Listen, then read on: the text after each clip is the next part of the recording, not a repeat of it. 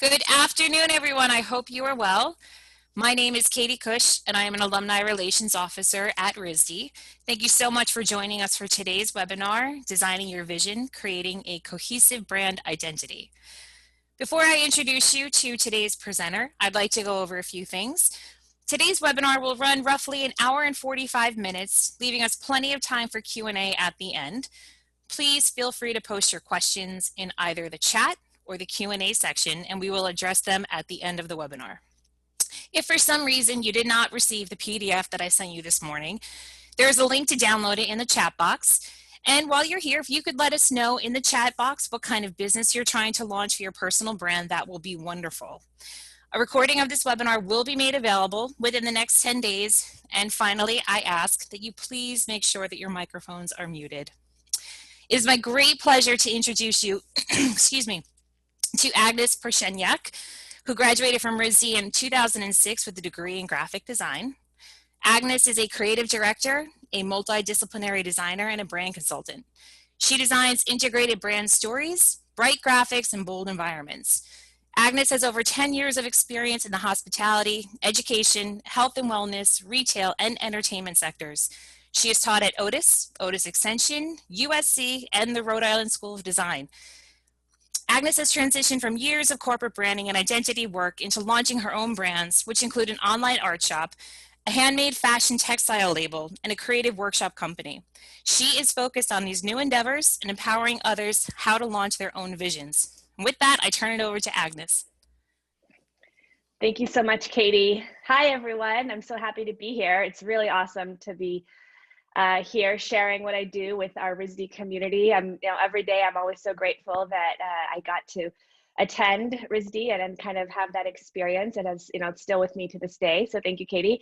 And yeah, definitely, as I'm talking, as Katie said, we'll keep the questions to the end, but I'd love to kind of even hear now. Thank you, Wong, for sharing what your business is. Just, again, a little shout out. This is one way because I'm talking and I can't see all of you, but I'd love to see what you guys are doing. And part of what our goal of today is oh, awesome, there's a knitwear line. Part of what our goal today is, I'm going to be talking, but I'm really trying to give you guys tools of how to help you brand yourselves or your new projects. I think during this time, all of us are living in a new world. And what I think is awesome about, especially being part of the RISD community, is that and again, kind of what my story today will be, is that it's all a collaboration. And, I'm sharing, but as well as, maybe this is a good opportunity for all of us to even share stuff with each other. So in the chat today, maybe in the future, we could even, do a shared group or something through Alumni. But, RISD alumni are our best resources. So anyway, so thank you for joining us, and we'll get started. So as you may, let's see, I'm going to share my screen here. So as some of you may have seen what went out on the bio, but again, I'm not going to go on my whole website here, but I just want to kind of share some of my recent work here on agnesp.com. So please feel free after this presentation, if you want to see more, just to check it out. I just launched this website during COVID time. So, and as far as our presentation goes, here I'm going to go full screen mode. So today we're talking about designing your vision. And as part of this, this goal and this exercise, I want to kind of share some projects that I've done and some lessons that I've learned, especially recently. I would say a lot of this work is pretty recent. As Katie mentioned, I've been working since RISD for large brands. But I think now is the time, no matter where you work or what you've done, really now is the time to really think about yourself as a brand, because, the future is a little uncertain sometimes. And so the most important thing, which of course, has been with me since the beginning, is that how you present yourself to the world and, share your story is really the best way of kind of paving the way to success. So I relaunched agnesp.com earlier, in the quarantine time. I've been putting this off for years. My website was probably at least 5-6 years old, because I was working really hard at different companies. I never had the time. And so again, I realized really I can't be so outdated as a brand and graphic designer. So that was sort of my first step into kind of rethinking the future. And these are some of the brands I've worked with. Again, huge. I worked at Gensler for a couple of years. Recently, I was a creative director at Harvard Westlake School, which is here in LA. And I've, since RISD, actually, it kind of, I would try to kind of combine my undergrad architecture degree with my RISD MFA and work in environmental graphics, branding, and graphic design for a lot of different companies. And so it's been really rewarding. I've really loved the journey. I love graphic design. But recently I kind of wanted to, pivot and really kind of think about how can I make this a sustainable future and sort of build something for myself. And so some of my projects, this is just one of my projects from my time at RTKL, it's a global architecture firm, was actually doing exactly kind of the lessons I learned here for my corporate clients. This was doing branding, logo, naming for a high rise in Manila. And actually I got to go to Manila, which was pretty cool. Again, all the things this was like my best project maybe of my corporate career in terms I felt like more of my personality was in it. And so I always try to, bring a little bit of, my personality, my love of color, my love of travel and kind of where I get my inspiration to my branding projects. But if it's a corporate client, sometimes it's limited.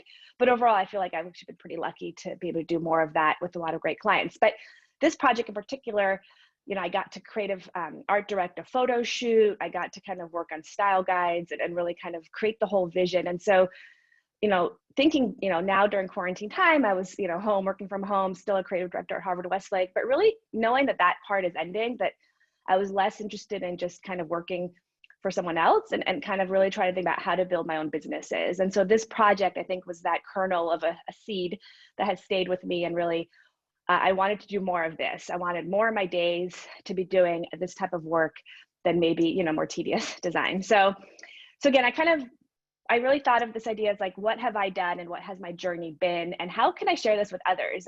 And so, I reached out to RISD. Again, I feel like sometimes when we're so busy, we don't even think about, all the great communities that we're part of. And again, RISD, I still keep in contact with a lot of, the fellow students in my class. I'm so grateful to always be learning from them. I actually have some examples from one of my good friends, Kendra Lebo, her recent projects as well, because she recently relaunched her website and has built a really super beautiful and inspiring website and business. But again, this is sort of like, we're all in the same boat, whether you're an artist, a designer, whether you're, maybe you're a photographer, maybe you're an architect, all of us, had a creative education, but branding is, maybe it's a set of different skills. So today's class, we're going to kind of go over some of those details that maybe could help position your next endeavor to be successful. And so today, this is sort of things we'll be doing today. So I always try to be practical in all my advice. As a teacher, I've taught undergrad, I've taught continuing education. I think it's important to kind of bring it down to earth and really give information I think could be applied today. But I also want to be inspirational and kind of just show case studies. I think we learn by seeing what others do sometimes, and the process that they went through. So today we're going to kind of start off with the case studies from some of my projects, and actually a couple of Kendra's projects. And then we're going to talk about just some of those, again, the details like color, font, imagery. How do those, this is like a toolkit. So how does this toolkit play into your brand? And are you, what you think you're communicating, are you communicating those things with, this toolkit? So we'll talk about a little bit about how these, these tools actually create very different end results sometimes. And then of course, give some practical advice. And then we end on an interactive brand survey, which again, Katie did email. If you didn't get it, download the link from the Google Drive on the chat box. And, ideally you would print it out. You don't have to do it today during the, we'll be doing it a little bit together, but it's something that hopefully will become a roadmap for your future. Again, whether it's today, whether it's this week, whether it's the next couple of months, I think the sooner that you get your ideas down on paper and just really start thinking about some of these questions, I think the sooner, again, sometimes, things evolve, but it's really important to kind of start with the step to begin clarifying your intentions. So that's what our presentation is today. And again, I think that, again, my whole biggest takeaway from today is, obviously authentic is a word that's sort of thrown around, but really if you're launching your brand, and whether it's your personal brand as an artist or whether it's, a product that you try to be selling, I always say, the most important two things are who are you and what can you offer? And And really the sub thinking behind that is what's unique to you. Like, you can't really sell things that you're not. I mean, if I'm launching a textile line, I can only kind of launch something that I feel like embodies who I am. I can't fake it. I don't think that actually works. People could read something that's not authentic. So again, that's sort of where I'm trying to get our goals and our intentions clarified. So you could really just think about, what am I good at? What can I share? And what's my unique voice about the world? So with that, how do I begin? I'm here, we're all here at this webinar. What are the first steps? And so the first step is really thinking about that branding is what people expect, experience, and remember about your business. So you might think, you're communicating an idea, but at the end of the day, it's how that idea communicates and then how people understand that and what their takeaway is.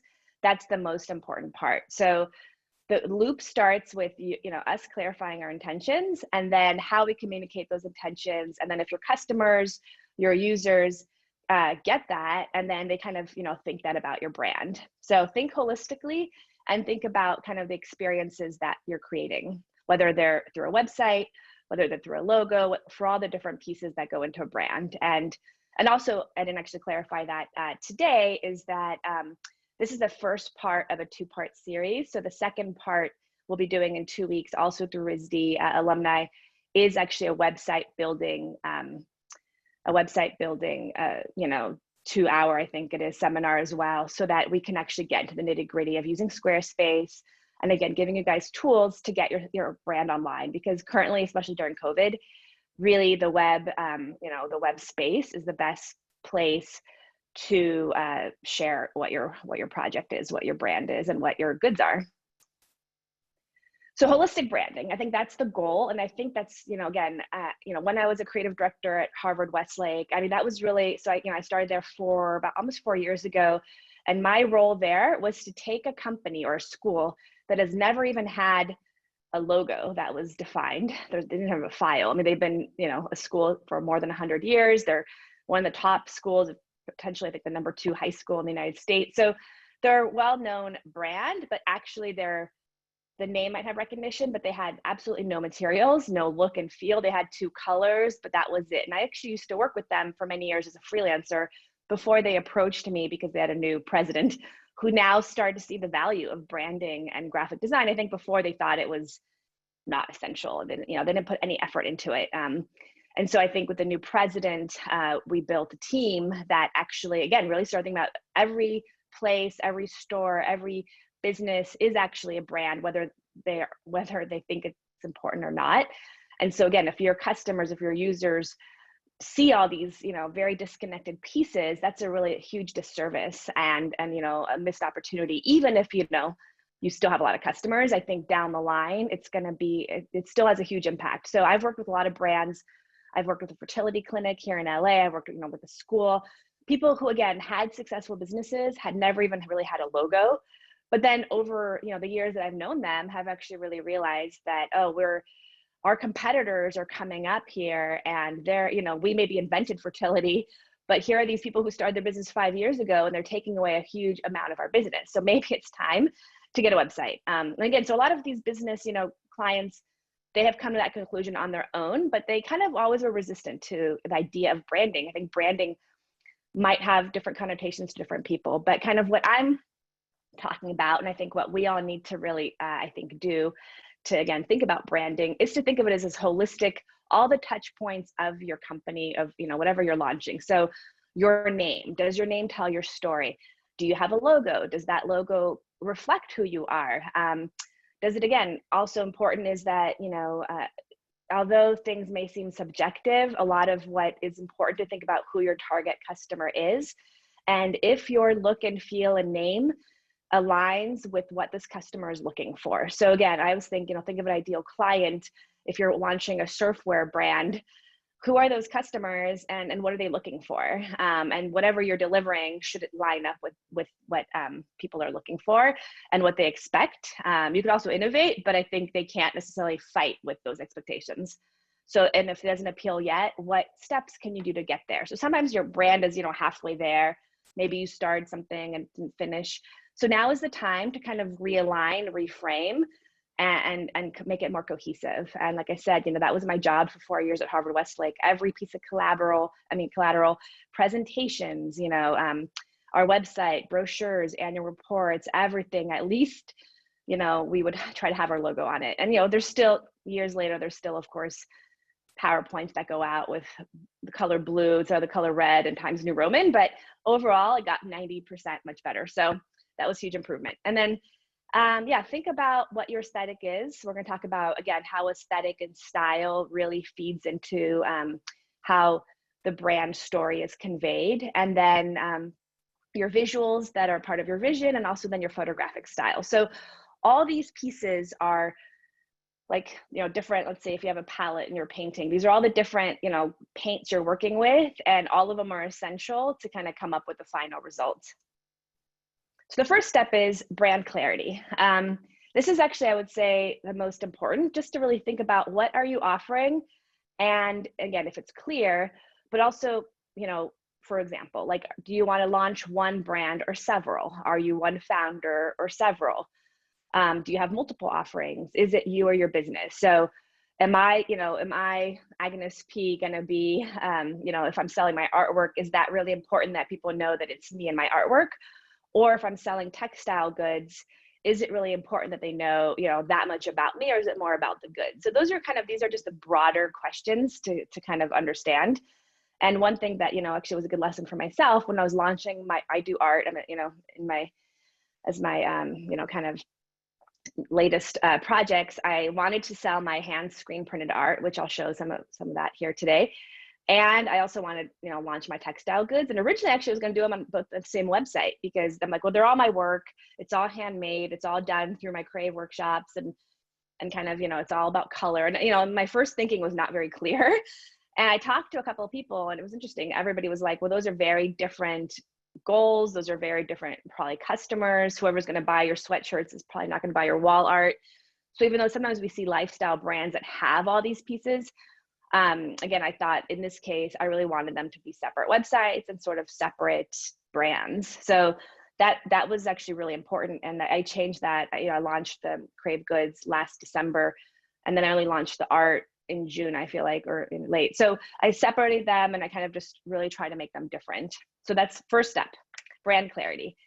And then the second step is you have to do your research. And so again, part of what I gave the PDF that has sort of the questions, and again, it tries to go into details. And I found, I've done a lot of this branding strategy work with customers. Again, when I did the high rise in Manila, if you ask a direct question, you might not get the right answer. You probably won't get the right answer. So a lot of what research is important is indirect questions that kind of hint at the answer. And so again, the PDF that we'll go over, there's sometimes many different ways of saying the same thing. And I think it actually has value to ask the same question different ways, because you'll find yourself thinking about it differently. So if I just ask, why are you doing what you're doing? That, step one, you might get a result, my question, I might get an answer. But really, the more I ask and the more I kind of pick away at this, very broad, large question with smaller questions, I think, I'll get more distinct and more detailed results. And the more details, the better.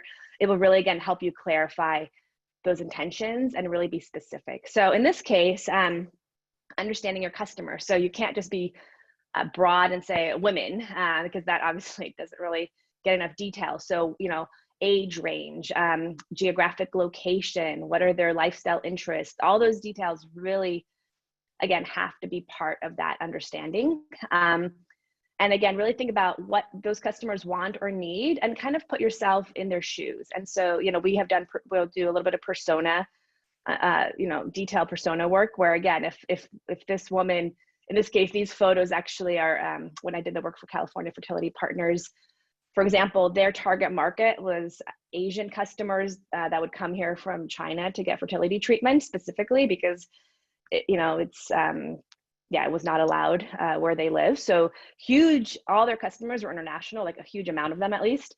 And then also gay families looking to, to build a family here in the United States. And that was sort of what put these doctors and their medical practice in a unique position. So, I mean, these are, not the actual client photos, but just always thinking about, like, always have these customers in your mind, get photos of them, write stories about their day, really get into that level of detail to understand how can, again, what you offer be different. The more general you are, then you become like a Target, like you're everything for everyone, or a Walmart. But again, that's one way of looking at a brand, but I think it's not as interesting as getting more detailed. So, and then, we talked about, don't, create a profile for this target market, but also don't overlook the obvious. Sometimes when we're, sometimes it surprises me that I don't even think about, right, who are the kind of people who will try to buy my art, and what are they looking for? So one example, I went to Camp Minted last year. I'm a Minted artist. Minted sells reproductions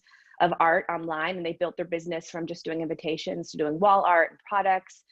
And I mean, amazing company if you're not familiar with them. And I'm sure a lot of RISD artists maybe sell through Minted, but it's pretty cool because I actually have sold at Minted or the early days, since when it started. And only recently I reconnected to see what they're doing. And I got to teach an art workshop for the Minted community. So nice. I flew out to Vegas last August, and I saw the CEO of Minted talk. She gave a lot of different talks during the event. She's Miriam Nafisi, super inspiring, amazing woman. But anyway, one of the things she said, our art is different. We're trying to make art to match people's interiors. And I'm like, oh, I never thought about art that way. I always thought about art as, I mean, of course, at RISD, we learn conceptual development and other, but at the end of the day, she's like, our target market, if they have a modern room, they want a modern piece of art. Like, that's who we're selling to. And so that seems really obvious and almost maybe not so special, but literally that's how they built their business. So, for them, it became really important to have different colored frames that they ship with their art, to organize the art by color, because people want to buy blue art. She was saying which colors are more on trend and which colors sell more, because they do contests where, artists submit designs and they do contests to, pick the designs. But she's like, truthfully, if you do blue, more likely it's going to get picked because it's a bestseller. So again, all those very, very simple details, very obvious details, they have really built analytics to understand. It kind of blew my mind thinking about art that way. So just think about that in your research, is don't overlook what's right in front of you. So again, after you kind of do the research and after we do, the questionnaire, the next step is getting visuals down to those questions. So here you can see this awesome mood board. So this is Kendra Lebo's work, kendralebo.com if you want to check her work out. She went to RISD, with an MFA in graphic design. And what's really amazing about Kendra, again, she's a friend of mine, but I mean, I've seen her journey. She started out doing textile design for Anthropology, worked in-house, and ran a really amazing textile business for pattern designs. And then recently she did a line of handmade dyed goods for a couple of years. And then, last year or two, I guess, I don't know exactly, she really wanted to kind of revisit branding, but do it with the point of view of working with smaller brands and more lifestyle related companies. And so she has built, an amazing portfolio of work, working really hard. But part of this has been, again, the more you show what you can do, I think the more those kind of clients find you and come into your life. And so again, I really admire, this is just a mood board that she did for one of her clients, but again, you could see more, and I'll point out a couple of other projects today. But what you put out in the universe will always people will connect and find you and then hire you for that if you're really clear about it. So that's sort of where I'm trying to build my business teaching. This is what I'm really passionate about. But whatever your passion is, show it, and then I think those kind of clients will come to you. So in this case, kind of this mood board to talk about what that aesthetic is. So I don't know her initial research phase here, but really important, I think, just to start gathering images to clarify what your again, if I say surfer, like what does that mean? If I think chill, what does that mean, right? Those words are good, but they still have a lot of different connotations. And so visuals help clarify those connotations and really kind of get specific, and then help drive us, get us on that road to really start developing the other materials for the brand. So these visuals are meant to be inspiration. You're not copying other designers here. You're just doing a look and feel to start off for inspiration. So Kendra has amazing mood boards. She's taken a lot of time. I mean, my mood boards are never quite this detailed or so, designed. But again, I think this is an important step that really gets the client on board and has, your initial research and goals lined up with something that people could understand and then comment on and then see if it works. So this is before any, logo is drawn, anything is put on paper, this is the step. So then another kind of tool in the toolkit here is looking at color psychology. So kind of we saw from this mood board, there's certain colors here that work. In this case, this was a brand I did. This is for a client who has a couple of boutique. He went from being a high-end interior designer to renovating, different interiors and putting them on Airbnb. But he wanted to kind of create a cohesive website for those different properties, and they're on the East Coast. So part of that color palette is, of course, he does not like color, so he wanted really a more subtle, just French gray to him as a color. So think about, right, color is the strongest way of conveying your mood. If something is warm or cool or bright, really important to, like, again, know those words, but then also show those words and really think about this brand. It feels East Coast. Here I did these, this is part of our initial branding scope, where I put together some images from his actual interior, and then I kind of created color palettes based on, he actually goes to antique markets and gathers these antiques, and there's all available to sell when people stay at his house. So anyway, just really think about that. The color, someone comes into your location, sees your website, color is the way of conveying that.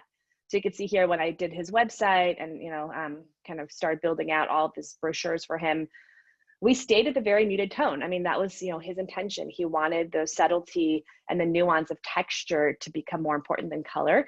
And that was really important to carry across for the website, especially. And this is a project by Kendra. Again, this is for a website she did for a yoga studio. And again, look how different, right? It's yes, there's a photo, but really most of it is color that sets that mood. The sage green with a touch of terracotta, it feels natural. It feels, it does feel like a yoga studio. It feels warm, but also, very soothing. So when we talk about color, it has such a powerful emotive response. And that's the first thing, again, when you're starting to build your brand assets, is really determining the colors and getting those to convey that feeling.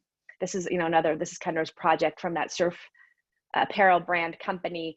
Again, Kendra is a master at color, but these are all, none of these are primary colors. They're all these sophisticated palettes using the blues and the periwinkles and kind of the oranges, but they're all muted. So they feel vintage. They feel like something from the 70s, and they really match that surfer mood board that we saw. So again, really, every piece, down to the paper choices. If you actually are printing, if you're not printing, if you're just doing a website, have the color be that front and center way of recognizing your brand.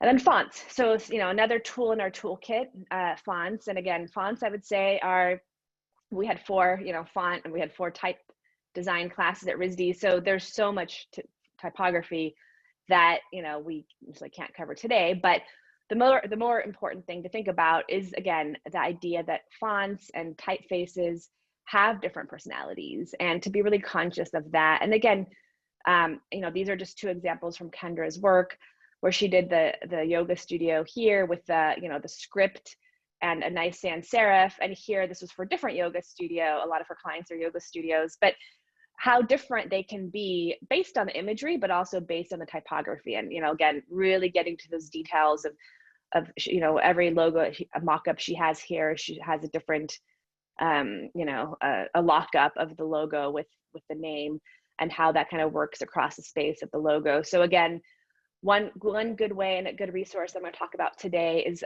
a resource called creativemarket.com, and they sell really nice, they have thousands, but within those thousands and thousands, there's a really great collection of, designers kind of upload their own fonts, and for about $20 or, maybe $30, you get some really beautiful scripts and just handmade, really nice, kind of more sophisticated things. Adobe, if you have an Adobe subscription, Adobe Creative Cloud, also you could turn on a lot of fonts, which was not the case before. So what used to be a pretty expensive way of, every font family we purchased could have been a couple $100s, I think has again really changed. So really take advantage of that and try not to get overwhelmed, but just start off with a couple of favorites, and then as logos or as, you know, pieces go into your brand, have a little bit of personality with them. And so here you can see here for Maisonette, this is that hospitality brand that I showed earlier. David really wanted it to be, you know, very, he wanted, you know, the East Coast. I mean, this property is in Alexandria.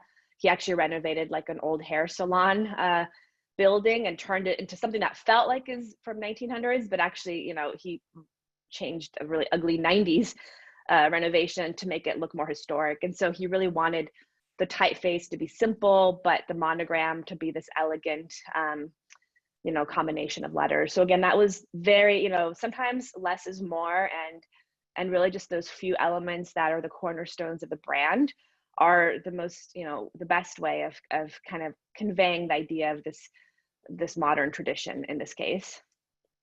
This is, you know, another piece of Kendra's work. I love the use of fonts here. Again, without knowing anything about the brand, already it has this vintage vibe. I mean, it was just fun to see the combination and the play with, you know, different ways of using this, you know, this kind of script with the serif, and then, you know, the details of adding other smaller font or other typeface around it. So again, I mean, I would say for this type of logo, you might want to get help from a graphic designer.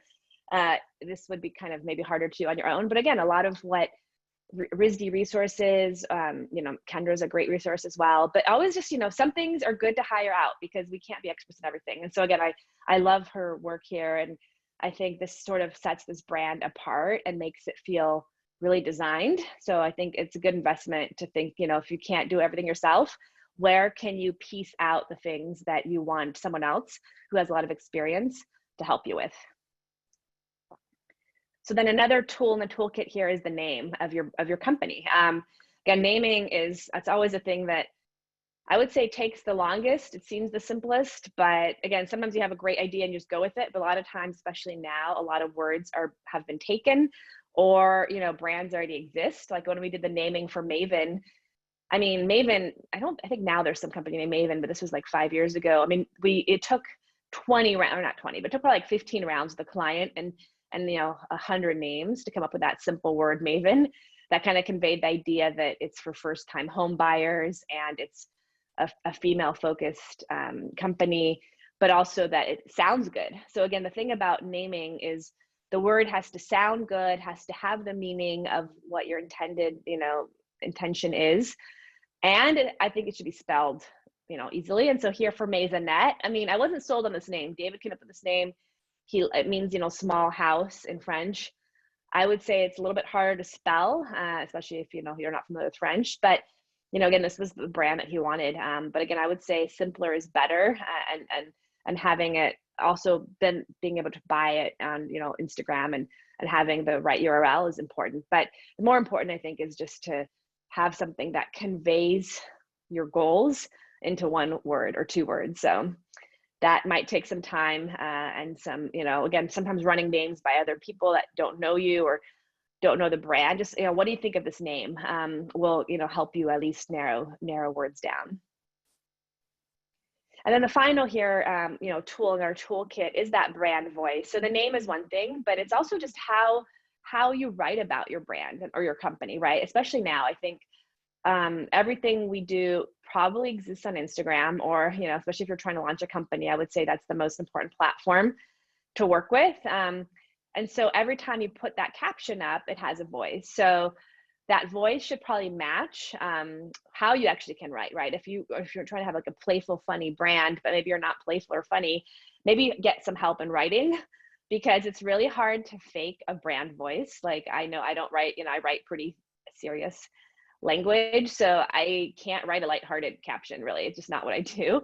So again, sometimes, you know, it's good to work with other people, copywriters or just social media designers, or just kind of just own who you are and write how you normally would speak, but then just be aware that that tone should be pretty consistent. So you don't want to fluctuate, like how you don't want to change your brand colors and you don't want to, you know, change up your logo. You also probably don't want to change your tone and go from like really fun to like more serious, because that comes across and it feels like different people are writing things. So kind of think about what is it, you know, how can you communicate and what you're trying to communicate, and then just kind of try to be consistent with that. And then another here that I would say, again, this depends on what you're launching, what your brand is, and what you're, what you're trying to launch. But photographic style is also something really to think about. Sometimes it's, it's okay to buy, again, depending on your company, if you want to just buy, stock images to start with, that's one way of starting. But if, I'm watching an art collection or a textile line, then I can't buy stock images. Like I have to actually show my products. But even within those, custom, I'm going to be creating custom content for myself. Do I want to do a photo shoot, or is it okay just to kind of buy mock-ups and Photoshop things? And so I'll be showing some samples later, but those are things that, might evolve, might change, and it's not a one size fits all approach, but at least this was a photo taken when we actually, I'll tell the story, but later, but we got to shoot on location here. And so really kind of, that was part of how I wanted to share that brand, and that was important. And then here, these are just mock-ups that I was like, it's okay to just Photoshop my art. I don't have to have a real setup. It's okay just to kind of create a more photorealistic look, but use it with online resources. So again, I'm gonna just go back to where we started, is how, what is your look and feel, what you're saying, and how you're saying it. And then those tools, the color, the photographic style, the tone, all should kind of come back to this question, the what and the how. So I don't know if there's any questions. I think Julie said she's going to Katie said she's only going to ask if there's something really important, but we're going to kind of get into, I don't know, now's a good time if there's anything that has come up that's really important. Agnes, we do have a question, but I think you can wait till a little bit later on. It's just, you had mentioned having 2 separate websites, and the question is about how do you manage incoming orders? So I didn't know if you wanted to touch upon it now, or we could touch upon it later. Let's talk about it later. Yeah. Okay, great. Thanks. Okay, so I want to show 3 just short case studies, because I think it's always important to kind of go a little deeper into some of the work that I've done to share kind of some of this process application to people. So again, I would say that this is, like I said earlier, really important to start off with the research, with the writing. And so when I was asked to do a rebrand for a Peruvian restaurant in San Francisco, where I'm from, and it's actually a chain of restaurants that opened up about 30 years ago. This is their old, logo here up here. But they were trying, they have a new chef. And so they were trying to come up with it's a hugely competitive market. Restaurants are, especially in San Francisco, that you have to keep evolving, especially, this was actually pre-COVID. This was about like a year ago. But even now, especially, I think it's so important just to kind of, you have to stay ahead of the trends. And so the fact that this restaurant had 3 or 4 locations and had survived that many years was a, huge testimony to their food. But they came to me and they were trying to rethink, some of their brand visuals. And so this is sort of where we ended up with.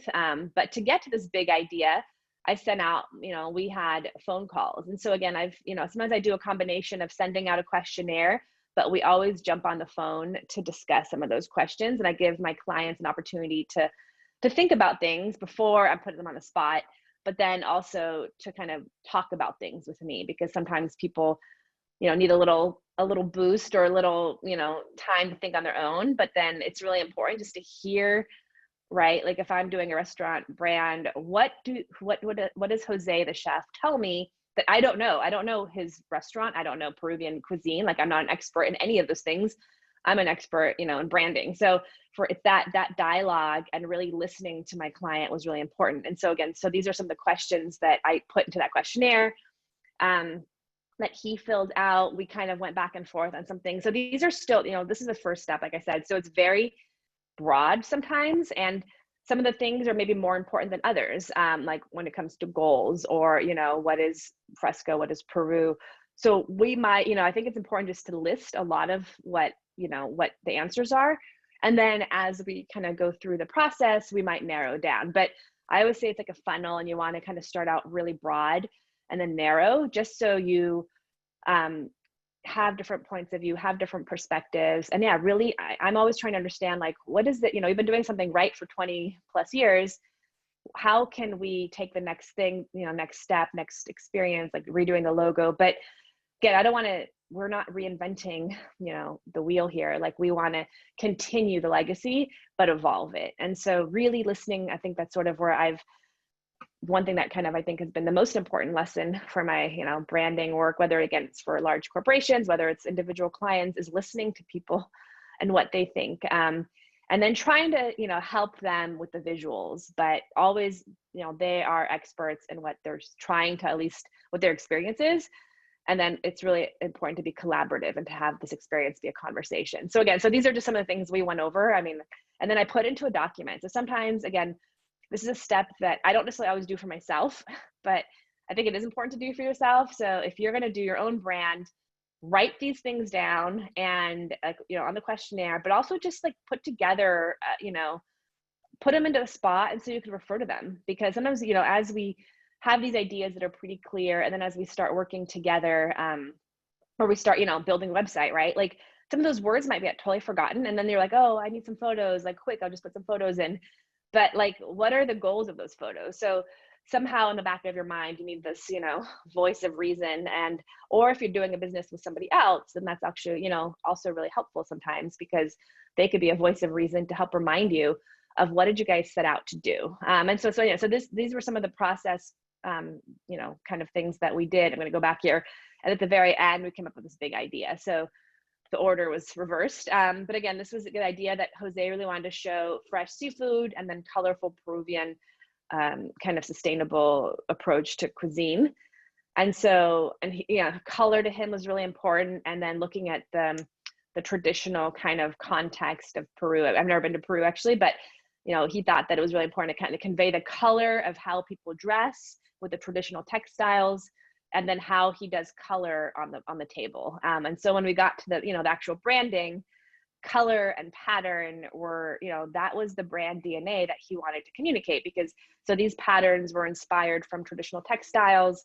We came up with a kind of a very vibrant palette that had a mixture of colors. But again, all of this came after we had the brand, the kind of the clarification of our goals. And then we built out all the pieces for him. So yeah, it was a good journey, but we could have not done this without the previous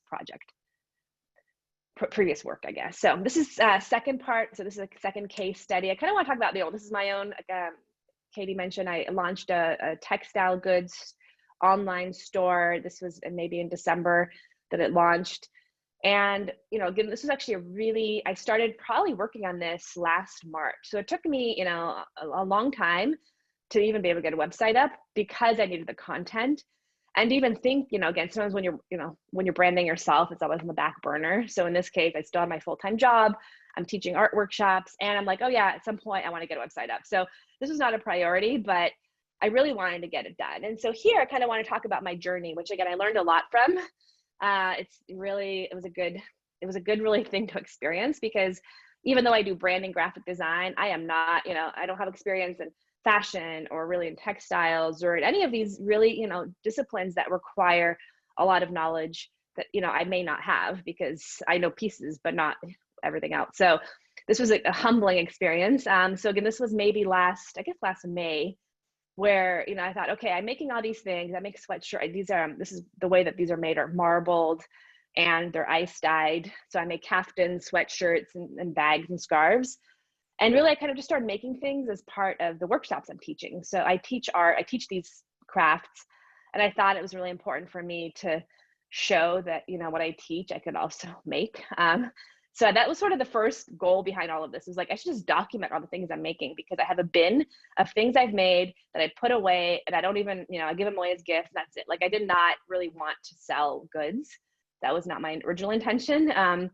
My original intention was just to like de-stress from work and then make stuff. But as I started kind of building these collections, I really kind of realized that I do want to actually sell them, but I don't want to do a huge line of production. I want to just do one of a kind and very limited supply, and sell at different craft shows more predominantly, but have a web presence that could, I could communicate with the craft show. This is what I do. And like in this case, this year, actually, I got a scholarship, which unfortunately got canceled, but I did get a scholarship to a huge craft show here. based on the website again. So it's always important to have a website, whether or not you sell online. But in this case, this was me trying to photograph what I make. Last year in my studio, I took a whole week every day. I borrowed, very fancy lights, and I photographed these myself. And I was like hot. I mean, there was no AC. So it was really stressful, and the results are not that great, So this was like, I did my best, and my best maybe wasn't the best, right? So as I was like working in my studio, I have a studio in this artist complex here in Hawthorne, and there's 80 other artists, and so other artists would kind of come peer in the window. And one guy was, he's a pretty interesting guy, but he kind of kept saying, he's like, dude, like, why don't you just get a hotel room and shoot there? Like, why are you trying to just shoot all of this here and against black background? Like, I mean, blank background. You don't even know how to style that well. And so he wasn't trying to be mean, but he was like, just get a hotel room, get some help, and get it done. And so he inspired me. I'm like, you know what? Yes. Like, why am I trying to do it all myself or like do it all from scratch, which is not going to get the results I want. I'm used to working with bigger teams when I was at Maven. It was important to kind of have different people do different things. In this case, I was trying to do everything myself. So first things first, as I started kind of asking around for a place to shoot in, I was going to actually try to get Airbnb, like a rental location, to have a more home vibe than a hotel vibe. And so again, people were like, well, what are you looking for? Like, what's the vibe? And so I was like, okay, so first things first, start with a tool that already exists. And there's questions, okay? Let's wait till the end of this case study, and then I'll answer the question if it's urgent. But yeah, so, again, like, use a tool that already exists. Pinterest exists, so why not use that for your mood board, for a photo shoot look and feel, and that people can then, I could share this with others and be like, hey, do you have a location like this? And so I put together this mood board, and I started sharing it with my friends, asking friends of friends, like, do you know anything, anybody who has a space like this that I could rent? I found that Airbnb actually was kind of complicated. Like, there were spaces, but then people had like 2-day minimums, and it just became pretty expensive, or they maybe didn't even allow photo shoots. So I could have not asked, I guess, but in general, I was like, let me just ask who I know. So I sent this around. And then as I sent that around, I also just documented what I had, right? These are ugly photos, but I just want to document what I'm even going to shoot, because everything was in bins. I didn't even like really know what my inventory was. So I organized my inventory. I had my look and feel. And then lo and behold, right, when you ask, I think the universe provides. A friend who I met briefly, like a kind of not a close friend, she works for the one hotel in Brooklyn, and I met her at a conference, and so she's like, hey, why don't you reach out to the new one hotel in WeHo in West Hollywood, and maybe meet with the marketing director and see what they say. And so again, she kind of did the introduction, which again, that was the most important thing, is have someone help with the introduction, because if I had just reached out, it probably would have not really gone anywhere. But she just wrote email to the head of the marketing of this hotel and said, hey, Agnes wants to come by and maybe do some shots. And again, I was blown away this happened. This was like a lucky moment of how did this come together, because it was everything I had wanted from my mood board. But again, I didn't know that this even existed. Actually, it was a brand new renovation. And so again, like, she took me on a walking tour. I didn't really know, like, what is this going to cost and how is this going to work? I know from working in other locations, photo shoots, it's really complicated to work in commercial spaces. There's so many waivers and things to sign that I didn't think this would happen. But again, she was like, okay, great. Let's come back next Thursday and we'll let you shoot for the day and we'll give you a hotel room. And I'm like, what? Like, how, again, like, no idea that this would actually happen. And part of that, I think, was really kind of being clear about what I want and hoping that somehow I will find that. And so again, really beautiful space. And so when I got the go ahead that we're going to have we're okay to shoot, she's going to let us, I still didn't know to the day of the shoot, like, how it's going to actually work, because she just is like, oh yeah, come in.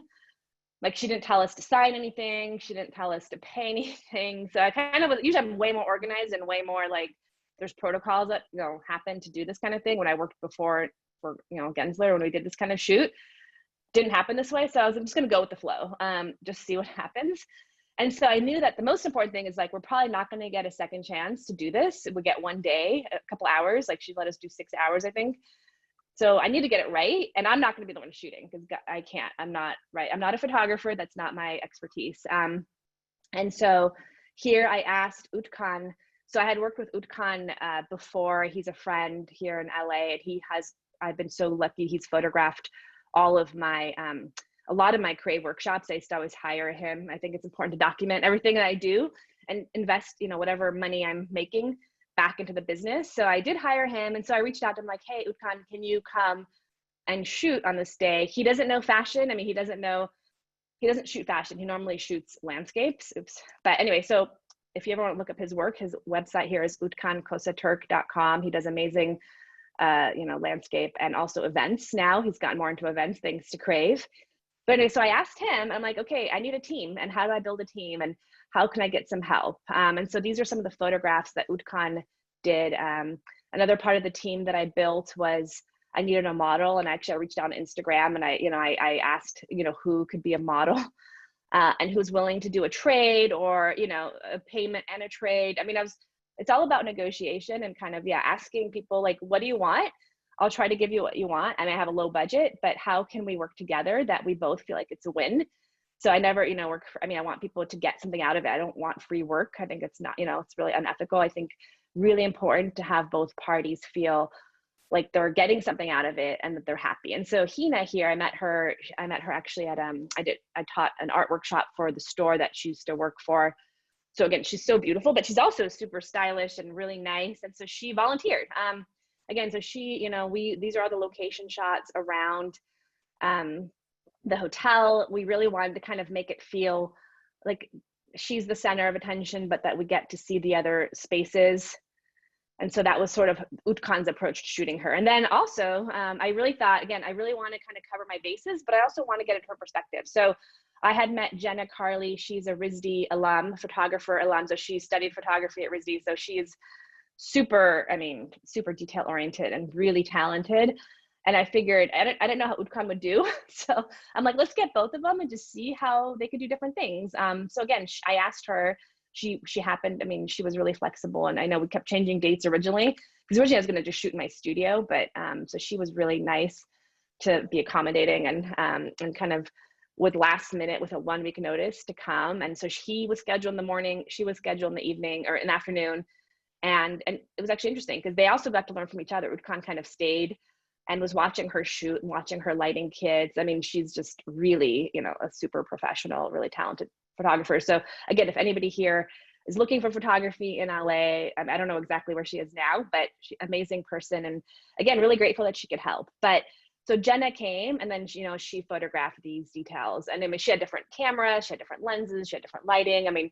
This is what she does. This is what she studied for many years. So I definitely think, it was so good to have both of them and how different their photos are. And so because we had that limited time, just again, take advantage. So in these two, I'm just trying to show this whole journey to kind of share that it took some time to get here. And I really definitely could have not done it myself. All these type of photos are like, 1,000 steps ahead of me in my workspace trying to shoot a scarf, sadly, on the ground. And so this is right. If you're trying to build a brand and, again, I don't know, I'm not a fashion expert, but I really wanted to convey the beauty of these hand dyed garments. How can I do that? And so being a team, building a team, I think is the best way of doing it. It was a really fun day. We actually ended up having lunch, during the day, and everyone, kind of collaborated. And so they were asking like how I knew that they would work so well together. And honestly, I didn't, but a lot of building a team is just trusting that the people that, are collaborative, that again, will be a good team at the end of the day. And again, people kind of came to this with very positive mindsets. And again, this was after that Maven photo shoot I did in Manila. This day was, again, such a pivotal day of just loved it. I loved everything that came out of it, but just really enjoyed the process. So again, these are some of the photos I did.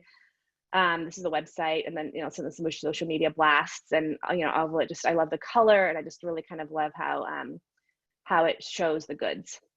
So another tool I want to kind of bring up here is, again, Creative Market. I talked about it as a resource for fonts, but it's also a great resource for textures and patterns. So again, even though I'm a graphic designer, and yes, I could design my own patterns, I just sometimes think it's nice to get somebody else's perspective. And I can't, again, I think I don't want to do everything. I think so whether or not I hire an illustrator to help me draw, or in this case, I purchase some of these, background shapes, I end up just using them for the social media part of the brand. Again, something that just compliments, and I could use it in a unique way, but also just to have, again, my toolkit that feels fresh and that I don't feel like I have to draw everything myself. So think of Creative Market as that extra tool, like your extra assistant that will help.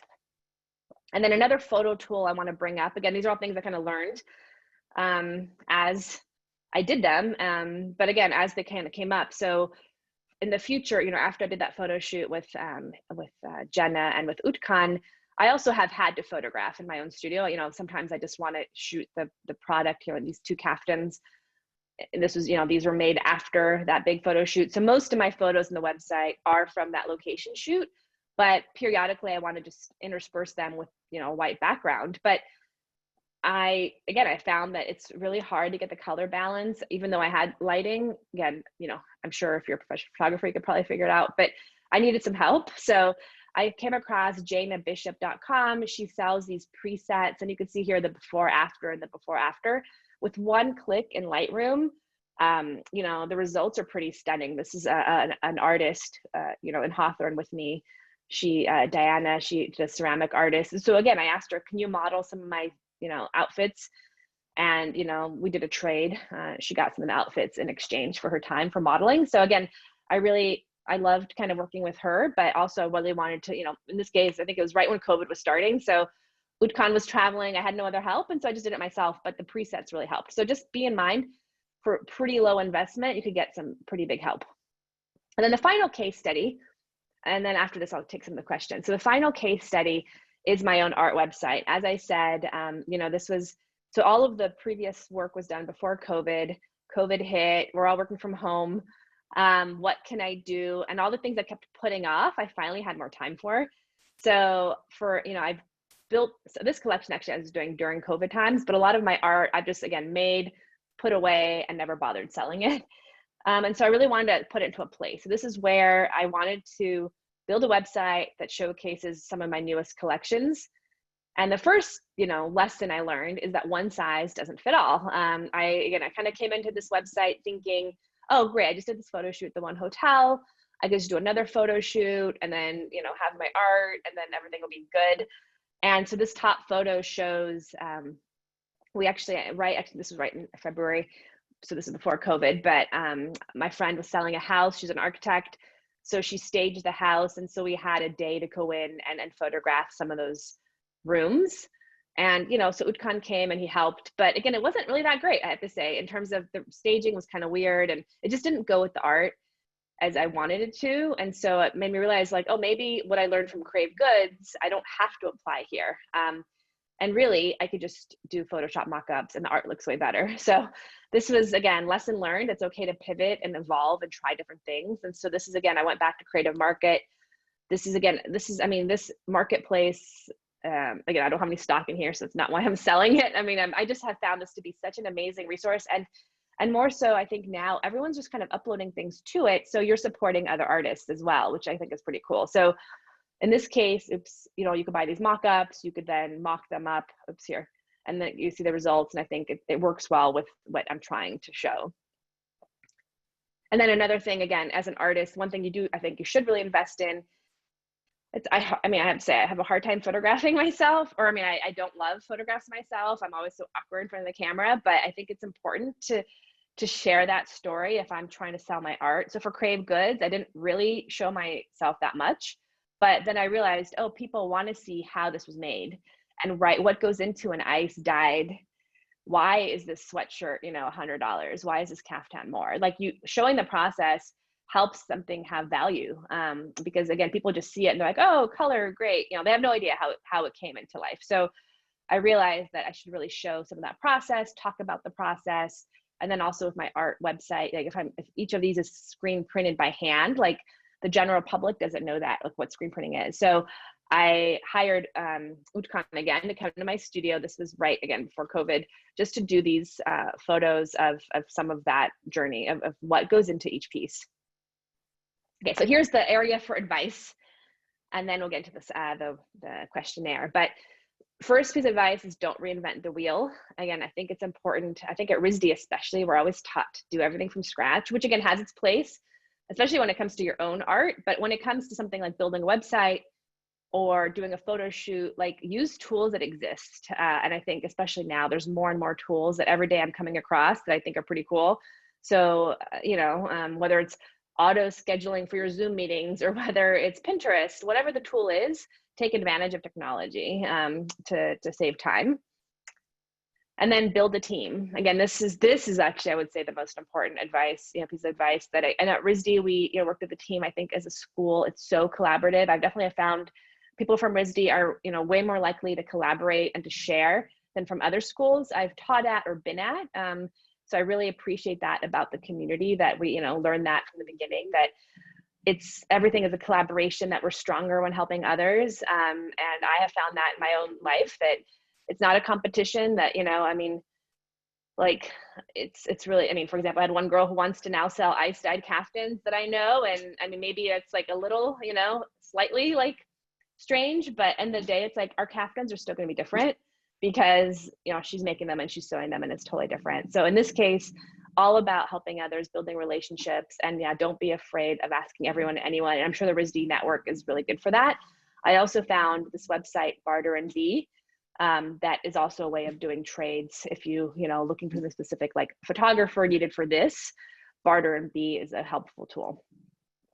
So here's get creative. Again, one thing I've learned, especially if you're starting out, we don't have the budgets. I don't have $100,000 to do a photo shoot like I did when I was working for a corporate team. So how can I do this, spending money, but also, saving money for the business? Everything, it's a cycle. So you want to save money and spend money, but you don't want to overspend on something that you don't know how successful it's going to be. So, up front, you want to kind of be careful, I would say. So in my case, are there trades? Are there maybe some hotels are willing to do something, or Airbnb, whatever it is, just be creative about how to achieve your goals. And then the final thing is, practice makes better. So as we know from RISD, it's all about, it's like, if you don't take that first step, you're probably never going to get better. So it's important where I did that photo shoot, I spent a week, and then ultimately I decided that it doesn't work, but I needed to kind of practice that to get, to have room for improvement. So that's it. So now let's do questions, actually, before we get into your brand and the questionnaire. So are there any questions? So let's kind of go over some of these.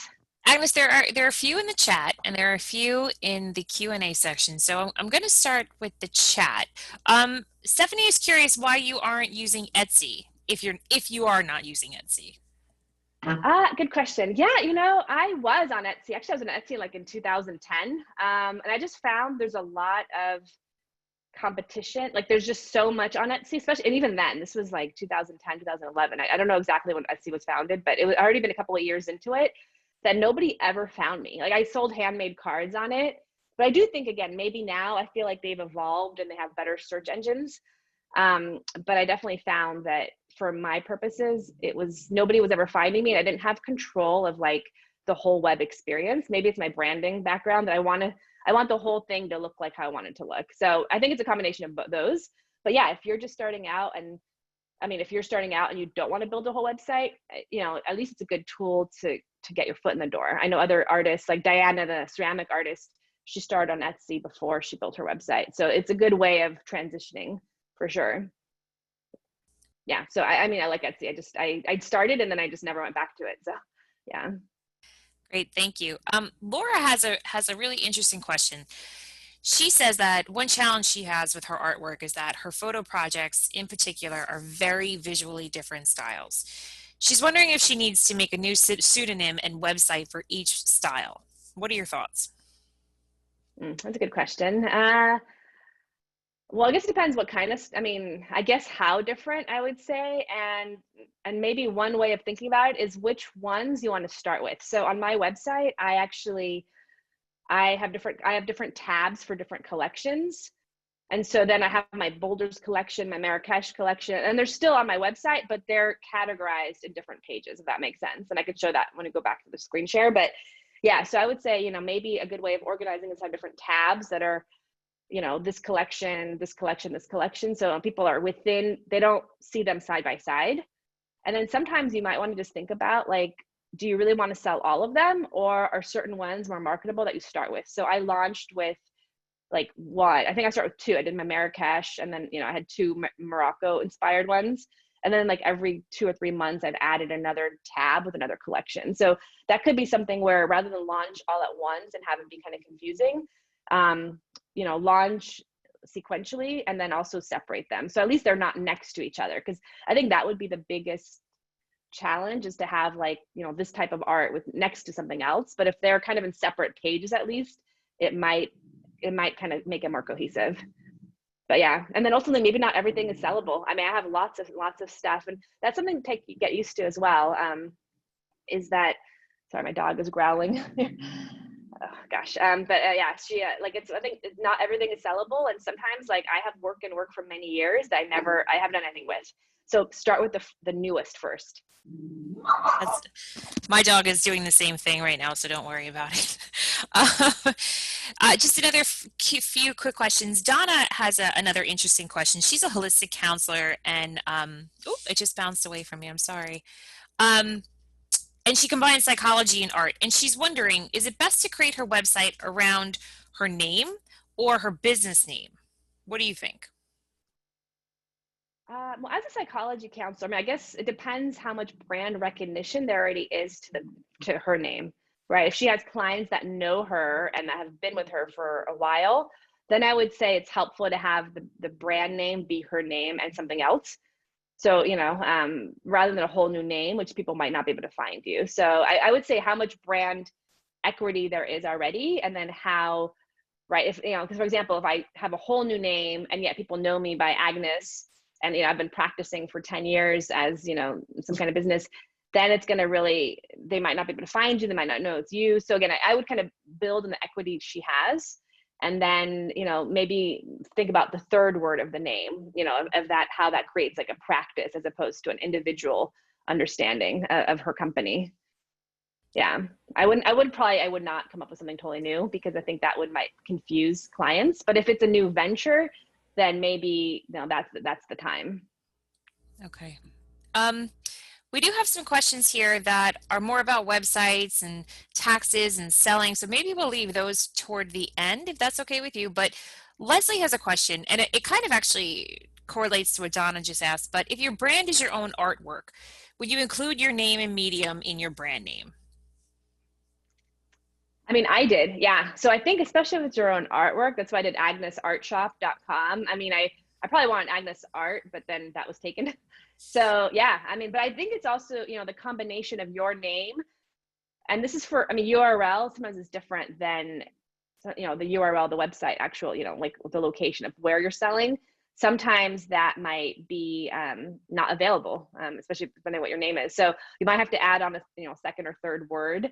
Like I added art shop because art was not available. But I do think that if you're the artist, your name, I would say, is important to be at the core of of how you name it, because that's what people are going to recognize. So, but maybe you have studio, or maybe you have, if you want your last name as well, but my last name is super long and complicated, so I would never make that a URL. But whatever, something that is short, easy to type, and not more than 3 words, I would just advise, that's a good piece of advice. But yeah, as an artist, you do want to think about, it's like you're not building a lifestyle company, you're trying to sell your art. So your name should be at the forefront. Great, thank you. One last question, and then I promise everybody the questions that we have about websites and all that, we'll take those toward the end. But I feel like this is actually kind of piggybacking off of what you were just talking about. But Karen is wondering, when you work with a client, are you going through all the branding questions with them and also doing all the design? And do you see a benefit from hiring someone else to do one or the other at times?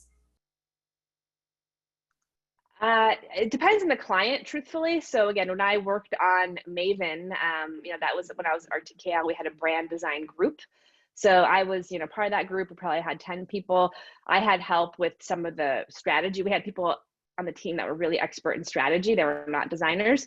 So I was lucky that, I could learn from them. And I think it's always important to learn from others. So because I was there for a couple of years and at Gensler, I kind of saw how other people do things, because at school we didn't really learn brand strategy. We didn't learn a lot of this was, I mean, a lot of it's new, but also a lot of it is just very specific to each industry. So I would say, if possible, again, build a team. When it comes to the smaller clients, like the Fresca, I do it all myself because I have learned these tools. Again, I mean, I look, you know, I have templates that we collaborative on at Gensler that I kind of have recently, you know, have evolved to be my own. But again, I started off by learning how do other people do this and how can I then take some of this into my journey. And if you haven't worked at big companies, to learn from others like that, especially now, I found there's a lot of great, literally just Google like brand strategy worksheet. And there's a lot of resources that are free because, you know, a lot of designers are trying to kind of show their expertise. And so you just learn how others do it. I think is really important. And then, you know, I would say if you offer both as a package to your client, your fees will be so much higher. I mean, this is echoed by other, like I sat in on a brand seminar where this one designer was talking about her, you know, what she does with brand strategy, but she literally said her fees went from $1,000 to $10,000. And I actually believe that because that's sort of been when I used to, you know, and I only take on projects that I would say are, like I used to take on every logo for anybody when I first was starting out, but now I really need larger budgets to make it worth the time. And you know, it takes a lot of time. So, but the brand strategy and that kind of questionnaire is what doubles your budget, I would say, than just doing a logo. Because again, people, and they need it. So I always tell people we're not just trying to double your budget for no reason. Like if you don't do the work up front, and this is again, the same thing that this designer, her name is she's from Quill Studio. So from this, I forgot her first name, but Quill Studio, she was talking about her journey. She's like, yeah, if you don't do this first steps, you're going to be going in circles. Like everyone's going to be confused and everyone's going to be like, oh, I don't know if I love that yellow. And so the lack of clarity will make your design time like so much more, you know, longer. And you'll be, you know, if you don't do your correct contract, then you'll just be eating up all your hours because people are indecisive. So again, I always say, A, it's going to give you more money because it has, you know, value associated with it. But B, it would also help reduce the amount of time and uncertainty and changes, you know, for the actual logo to do the design. Because if they can't decide on color palette because they're unclear on what their goals are, then don't start drawing in Illustrator 20 options because it's not going to really clarify anything. So again, I do think, again, if you have a good person, you can work with them, or I feel like you could kind of, you know, start off small and start off on smaller projects and then build that into your kit of services if you're trying to do that as your full-time business. Because again, I feel like that is what gives you, it's going to really help, you know, give value to your services. So I think it's really important. And then if possible, if you work for a big team, then have people specialize. That's Good excellent. question. Yeah, that was a great question. Last one, and then we'll move on, I promise. We have a question from a photographer who has beautiful photos on their website, but they don't necessarily match the same style. And he's wondering, how important is it to communicate one cohesive style? And pretty much, what does he do? Well, it's interesting. So I looked at Jenna Carley's website again because I met her. Actually, I met her. I taught a shibori workshop in Hawthorne. For the RISD Club LA, I just volunteered to do a fun event together. So I happened to meet her there. She then got a studio in Hawthorne due to that workshop. That was pretty cool. But I looked at her website and she's super talented, but honestly, I didn't know if she could do what I wanted her to do because none of her samples really showed that, right? Because her RISD website is much more of a fine art. Like it's very, I would say very conceptual and it was just different. Then I was like, okay, I need someone to shoot a model on location. Can she deliver? And like, I didn't know. I couldn't quite tell. And I mean, with Utkan especially, I look at his website, like he does like landscapes. That's his passion and that's what he's, the best at. But can he shoot, I tried to get him to Harvard Westlake to shoot some drone footage for us, which we needed. And he does drone footage. But everyone from Harvard Westlake was like, oh, I don't know if we can hire him. Can he help us? Like, we don't see that in his website. So again, part of you as a photographer, as your website is always like, what kind of work do you want to be doing? And does your website show that? Like, you don't have to show everything. I think the more you show, it actually gets confusing. But if I want to be doing, drone footage, I better have a tab that shows drone footage. People are very literal. Again, I've been on the other side of this. I've hired a lot of, when I was at Harvard Westlake, when I was art director at Evite, I would always hire illustrators or whoever to help us. And I would kind of look past maybe the obvious, but most people really don't. So if you don't have a certain thing on your website, Like if you can't, if you want to shoot products and you don't have any products, people are not going to hire you for that, because they're going to be like, oh, well, he does models, he doesn't know how to do products. So again, I would say it's okay to have diversity if that's the kind of projects you want. And if you want to really have some, and so I recently saw Jenna's website recently, and she has, tabs for her artistic work. And again, I think, again, she's obviously, again, like, just so skilled and such a perfectionist, like blew me away how amazing she is. But again, from her website, it was a little, again, it maybe scared people like at Harvard Westlake because it was a little too artistic. So I always think about, again, who do you want to get into galleries? Then that's a different type of website than if you want to be a photographer for consumers. And maybe again, maybe that goes back to two websites, because you could have a fine art one, but I think people will start just looking around and scrolling. And I know I did that in Jenna's, and I literally had to convince them to hire her to come and do, like a graduation. They were looking at graduation photographer. And ultimately, I don't think she wanted to do that anyway. It's not her interest. But again, if that's great. But if you do want to make extra money and you do want to do that kind of thing, you better show it. So yeah, just have clarity with who's looking at it and what are they looking for. And then don't scare them with, like, let's say, she had very avant-garde, RISD type of photos from women.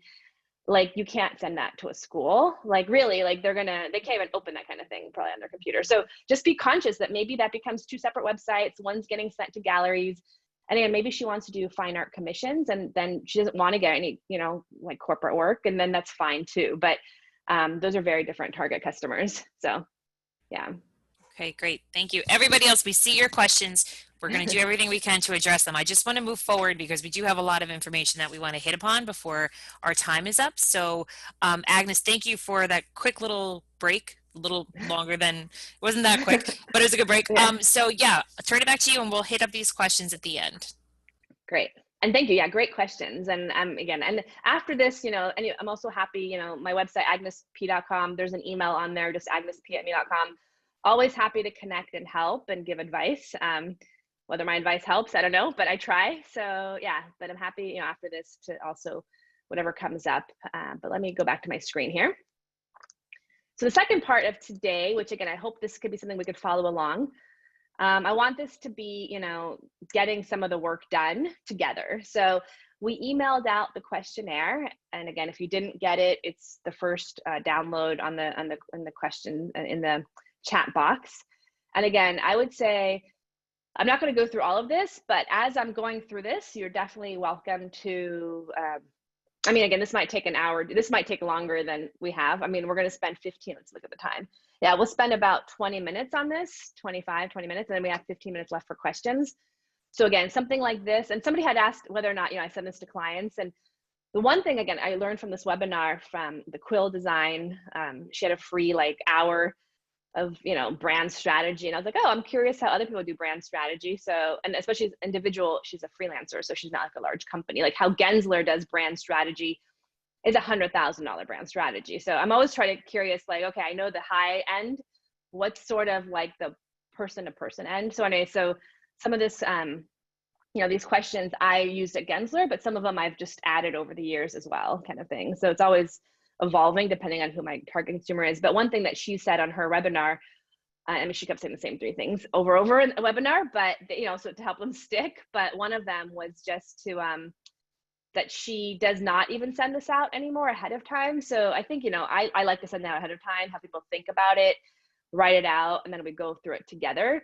But again, she said that make sure if you do a branding project like this for any client, you have all the shareholders on a phone call. Like, you have to have the conversation together rather than just a PDF with answers that come back to you that may be vague. So that's why we're doing this together. I think it's important. Again, writing things out, thinking about them is important, but also, having that interaction. So again, if we did this together, if I sat with you and we talked about each of your businesses, that, and so again, if you can't do it now together on phone, I'm here on Zoom, do it with somebody that and even if they're not, like your friend, your partner, your family member, because just talking about it out loud, I honestly think gets you better answers. I think when I was at RISD, actually, this was back in the day before iPhones, but we had to digitally record all of our talks with our thesis advisor, and I thought actually it was really helpful because sometimes we're way more articulate talking than writing. So anyway, so do this out loud if possible. So again, just questions here to think about the why. And again, the why is important and maybe the hardest answer to, like, again, I want to show a textile line, but like I want to do my Crave goods as one example, but really, do I want it to be in production? Do I want to sell hundreds of items? Like, no, I do not want this to be mass produced. I do not want to open a garment factory. Like, I'm just doing this to make 30 or 50 items that, look good and I can bring to trade shows and just show what I can make. So that's a very different goal. And I think than how I sell, like, for example, each of my photos online each piece is one of a kind and I'm showing them individually. So again, they're meant to be sort of like a portfolio of what I can make. But again, if I go to a show, I'll probably have more items that I will sell individually. And so I don't have to photograph every single item, but I also think it's important with one of a kind items to, if I'm selling it online, that the photo is accurate. So I wouldn't sell another caftan that's different. So again, that's something important to think about, the why, and then how much you want to scale this business. And then what, we talked about what makes your business unique. And then really, what are your favorite things about your business? Like, what are the things that you want to do more of? When I first started teaching, my main business I'm focusing on now is teaching, and I'm teaching Crave Workshops, and I started out doing in real life events, which I didn't talk about here, but that's my main business currently. And I really love teaching, but I realized even more specifically, I want to teach corporate groups. So that's very specific. That's not, I don't want to teach like random people signing up on my website, because it doesn't, especially on Zoom, it doesn't seem to work. So now I've pivoted to virtual, and I'm only doing virtual corporate events. And really, it's a new world, but again, I was already doing corporate events before COVID. And that's sort of where I started, like, what is it that I like? And then what is it I want to do more of? So think of those questions. Like, if you don't want to do, I don't want to make, somebody asked me, oh, we could, sell 500 tote bags. I'm like, I don't want to make 500 tote bags. That's so tedious. So again, really, was it that you spend your time and that you want more of in your life? So that's the bottom question. So again, getting specific is helpful. And then, so the next sheet here, and I'll give you guys a little bit of time to, so you could, again, fill it out while I'm talking a little bit, but you might have to go back to it as well.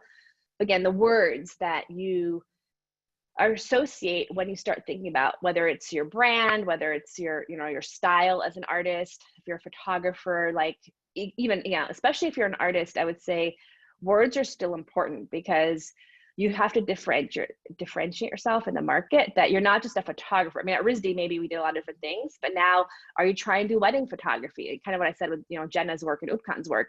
They have very different personalities. They're very different people, and they want to work with very different clients. So for example, Utkan loves photographing events and landscapes, and Jenna maybe likes one-on-one better and to do models and high-end fashion. So if those are your goals, really get those words down and really kind of, so if you have an elevator pitch, right, about, again, whether it's an elevator pitch about your company or about your own artwork, what kind of photographer are you? Like, you're like, oh, I'm, fun and playful, and I make everyone feel at ease. So, I like to do kid portraits. So that's, obviously one way. Or I've met a photographer, actually, when I was reaching out to hire photographers for Crave, I met this amazing wedding photographer in Santa Barbara, Lauren Mave. And again, her budget was a little too high. I couldn't afford her, but I love her stuff. I followed her on Instagram. But now she does a lot of, even her wedding shoots are very, she shoots up in Santa Barbara. They feel very rustic. So again, really having that honed in style will help, again, differentiate you. Even if you are trying to sell, not just goods, but services, I still think it's important to kind of, think about how you approach the world and how your eye is different, and then be specific. And like I said, maybe if you really want to do a professional gallery site as different for a client facing site, then you need two different websites, because again, those two things might not work together, and your clients will not want to hire someone who does avant-garde work. Clients are usually pretty conservative in my experience, with some exceptions. So you want to kind of appeal to them and what kind of stuff they're looking for. Okay, so step 3 here. So after, again, you're going to check box all of these words, and kind of check box as many as you think resonate. But then you're going to start narrowing down here. So what are your top 6? And again, I think, like I mentioned before, it's like a funnel that you start off broad and you sort of write everything that you are, kind of thinking.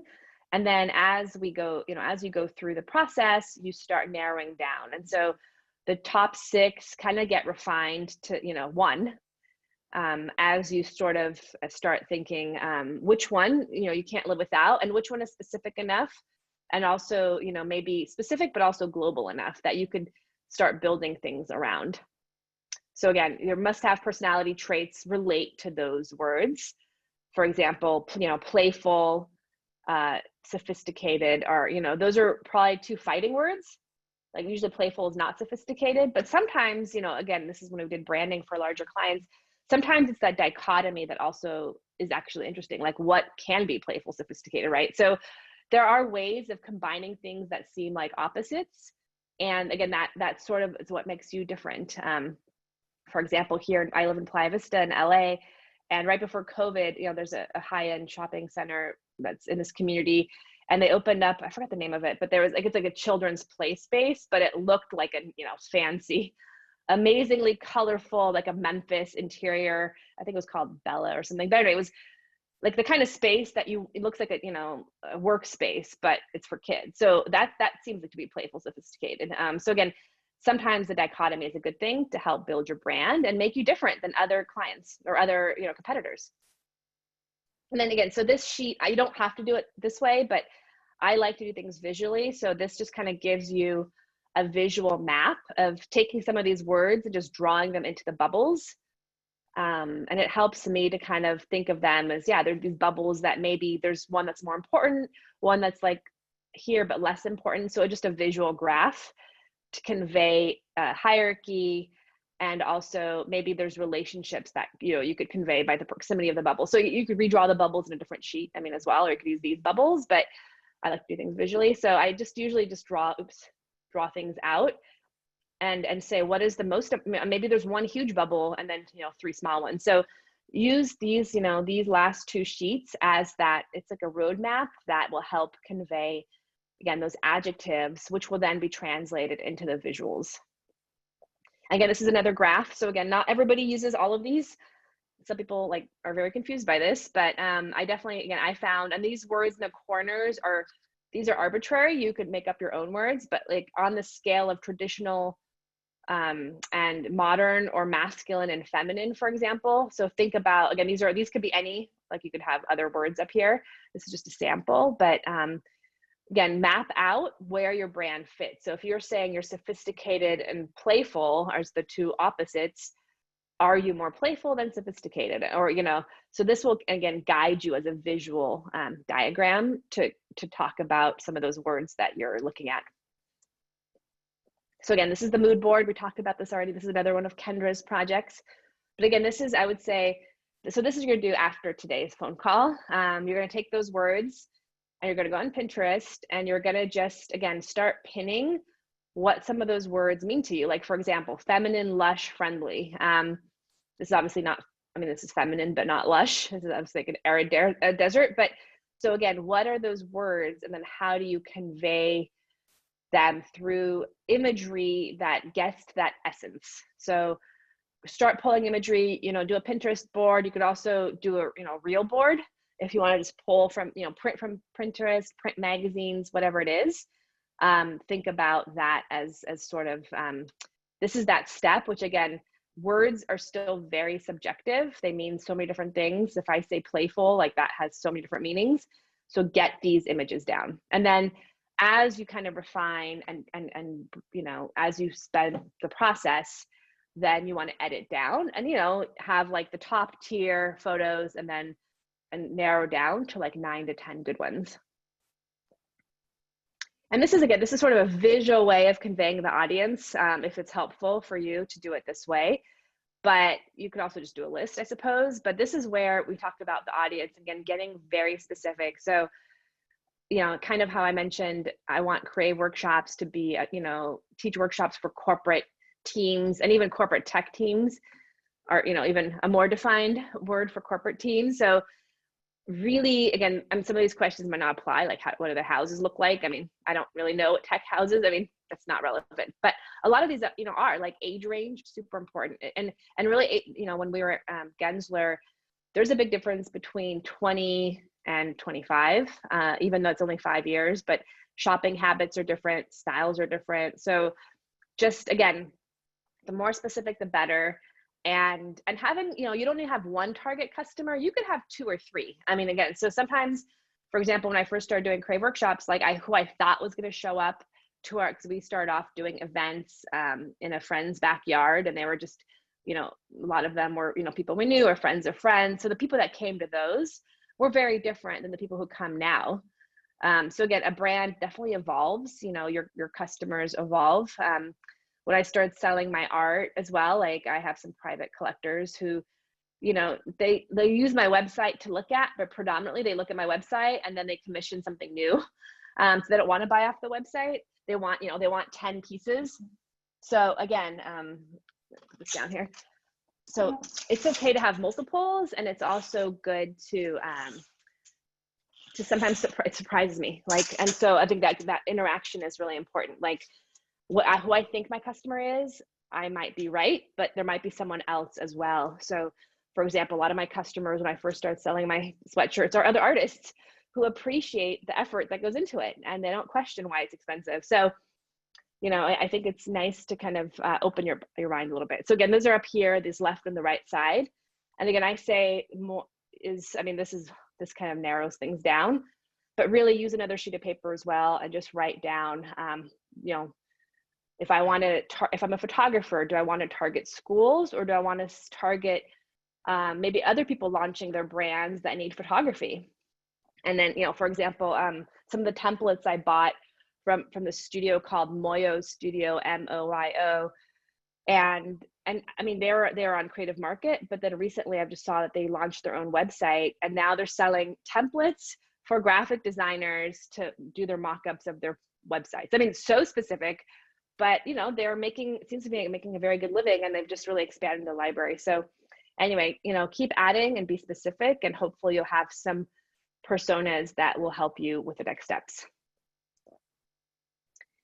And then this is sort of gets into the, again, more of the client details. So after you have their personas written out, and again, when we were, you know, depending on the client, when we were doing stuff, for example, for shopping centers, we would, you know, have one target consumer was mom with kids shopping in the afternoon. One target consumer was somebody who goes in and out quickly. So again, think about the duration of how this customer experiences your brand, what they're looking for, and yeah, what at the end of the day, like, are they going to be, you know, a customer that's a repeat customer or like a one-off customer? So for example, I always thought I'd have repeat customers for Crave.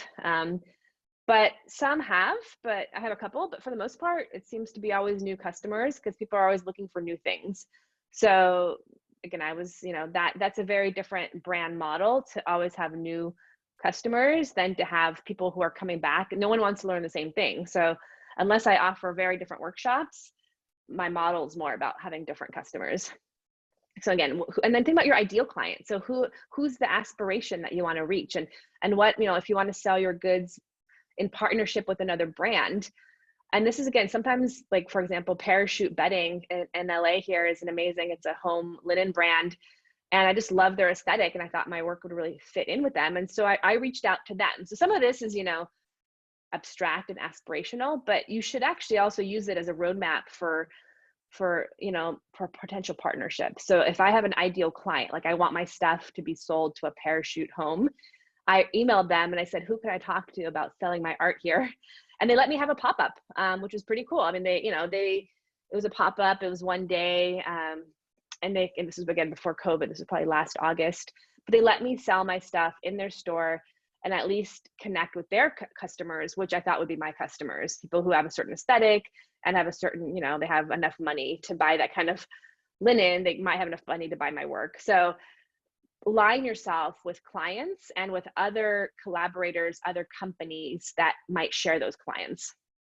So again, that's just the clients. And then over here, the most important thing are the biggest strengths. So again, like we said before, you're not all things to all people. And I've learned that you know, maybe my art is small and it's not 10 foot wide. So it doesn't really work in certain things. So I should just kind of really, but I did actually find, for example, that if I'm okay with reproductions, I have sold my artwork to, they just sold it to, I forget the name of the hotel brand, like a couple of Marriotts in the DC area, I think. So again, maybe my biggest strength is I don't work big, but I could partner with someone else to make things bigger. And so it works in a hospitality setting. So be true to who you are, but then also try to work with your strengths and then work with some of the things that are potentials. And then again, this is the future. And so this is something where it's hard to work in the future when you're just currently in the present, but try to think about, right, your ideal. Like if you have a business now, who is your current audience? And then who's your ideal audience? So for myself, again, kind of using my own experience as an example, my audience were people coming to my studio and paying X amount for a workshop, and a corporate client could pay 10 times that. So really, I mean, I found that how much effort goes into these experiences, I need to have clients that can afford them. And that's for a lot of things in life, like branding.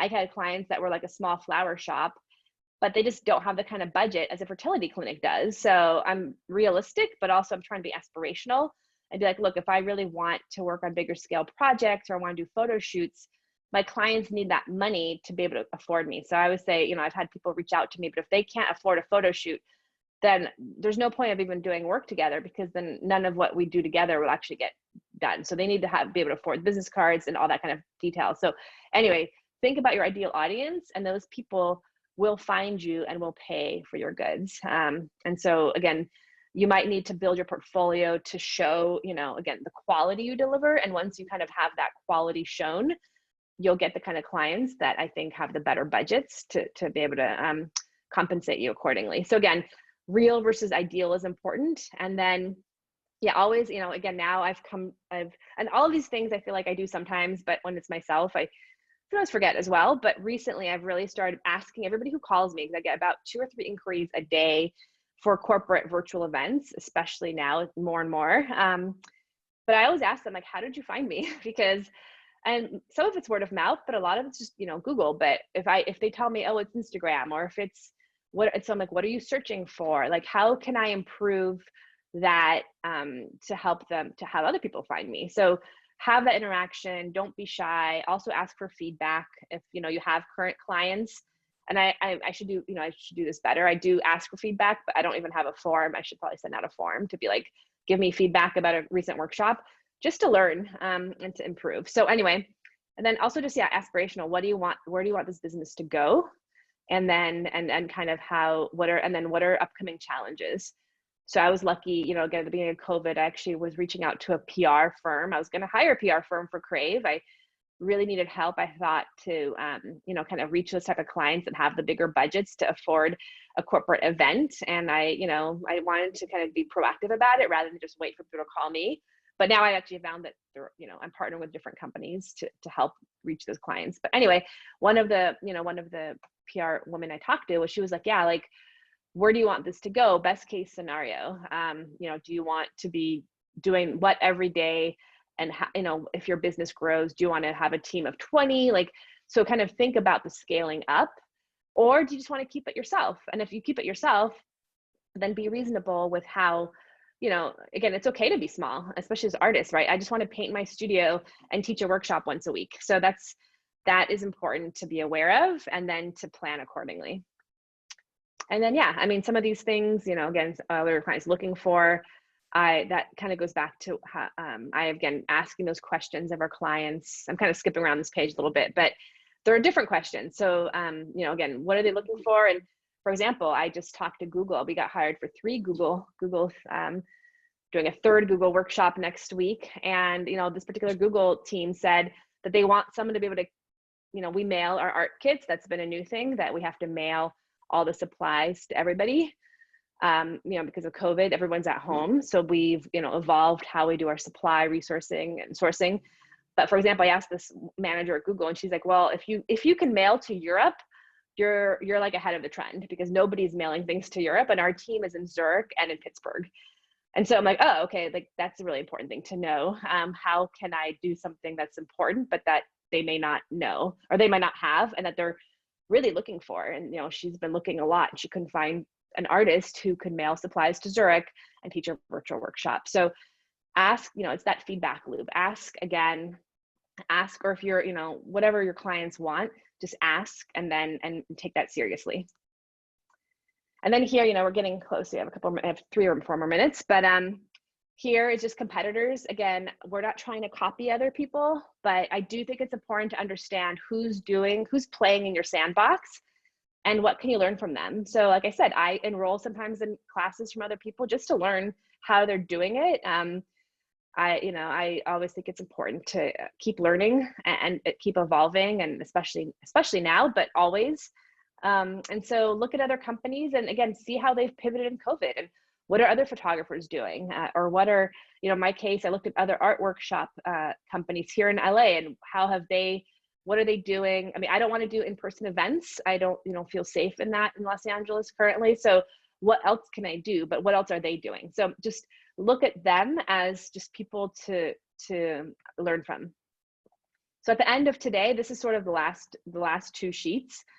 All those questions and all these kind of sub, goals and remarks, you should hopefully be able to clearly, and again, if you can't do it today, do it this week, do it this month, but do it before you start kind of the next steps, is really being clear about what you're offering, who's buying it, what they want, and how it's getting done, and then what's unique about it. So again, this will hopefully help you just get that. It's like an elevator pitch at the end of the day. If someone says, what do you do? The more specific, the better. And also, helping people see your value.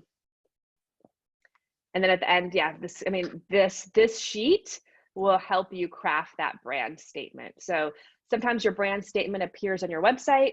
Sometimes it does not, but you have it, again, the elevator pitch, that if someone says, I'm a graphic designer, like that is not specific enough. So I'm a graphic designer that does A, B, C, and for who? Or, I teach corporate workshops to empower, virtually. So that has to be that clear. And you'll find yourself, the more you start practicing it, the better you'll be with sharing and sharing with others, and hopefully having them, really see your value. And that's it. Thank now we have you, time for Agnes. questions. That was great. Thank you so much. Yeah, let's jump right into the question. So our first one is from Adriana. You mentioned having 2 separate websites for your textiles versus your wall art. How do you manage the incoming orders from the various sites? Is there some kind of unifying background software or sales site plugged into both of them? And that's a good question. And that's actually a perfect question for next week, or in 2 weeks. I forget exactly the day for the next seminar, but we will be talking about Squarespace. So what I recommend, and somebody had asked, Etsy works well too, but I love Squarespace. It's and there's other web platforms as well. I mean, there's Wix, there's other tools, but Squarespace has been sort of my go-to since 2011. I actually had a blog on it right when it was Squarespace 5. Now I think it's like Squarespace 7.2. But they have integrated commerce that's super easy to set up, and the whole website is pretty easy to set up. And then, as you play with it, you could probably, customize it more. But that's going to be our next webinar, is looking, I'm actually going to lead you guys through my 2 websites, but look at the back end. It's not going to be like a presentation. It's going to be interactive, where we're going to be in the Squarespace interface, and we're going to kind of talk about what 5 things, we have to do in what order. But they're separate Squarespace websites. They have separate carts, but all of them are tied, both of them, are tied to, you could tie to a PayPal or to a checking account, I think. So it's integration through Squarespace that connects with the payments, but they also have a really good inventory. So again, when something sells, it knows what it sold, and it emails your customer. So all that whole loop is taken care of and is really easy on that end. And again, they're making it better and better every day. So I launched Crave Goods, I think it was on Squarespace 7.0 in December. And since then, the 7.2 is even a better, it has more customizable features for the shopping cart and for everything like that. But yeah, so the payment is set up through them. You link, I think I linked Stripe, which is a credit card payment. So all of it's safe, secure, and handled. And then you just get a notification like you got an order, and it has the address of where to ship it to. And again, so I just found that it's safe for people buying, and it's also easy for me to keep track of, and then I just ship out the orders. So yeah, but I have them separate websites. And again, that's sort of, all of their websites I think can do e-commerce, but certain templates are more set up already. So again, if you don't want to do too much on your own, we'll go through it next session, but get one of the sites that already has like, it has a tip, it usually has like a page that already is a shopping cart page, or I mean a shopping, like a store, e-commerce store, and then you just kind of plug in your product. So it's pretty easy, and it looks attractive as well. It's very clean interface, and it works really well on mobile. So yeah.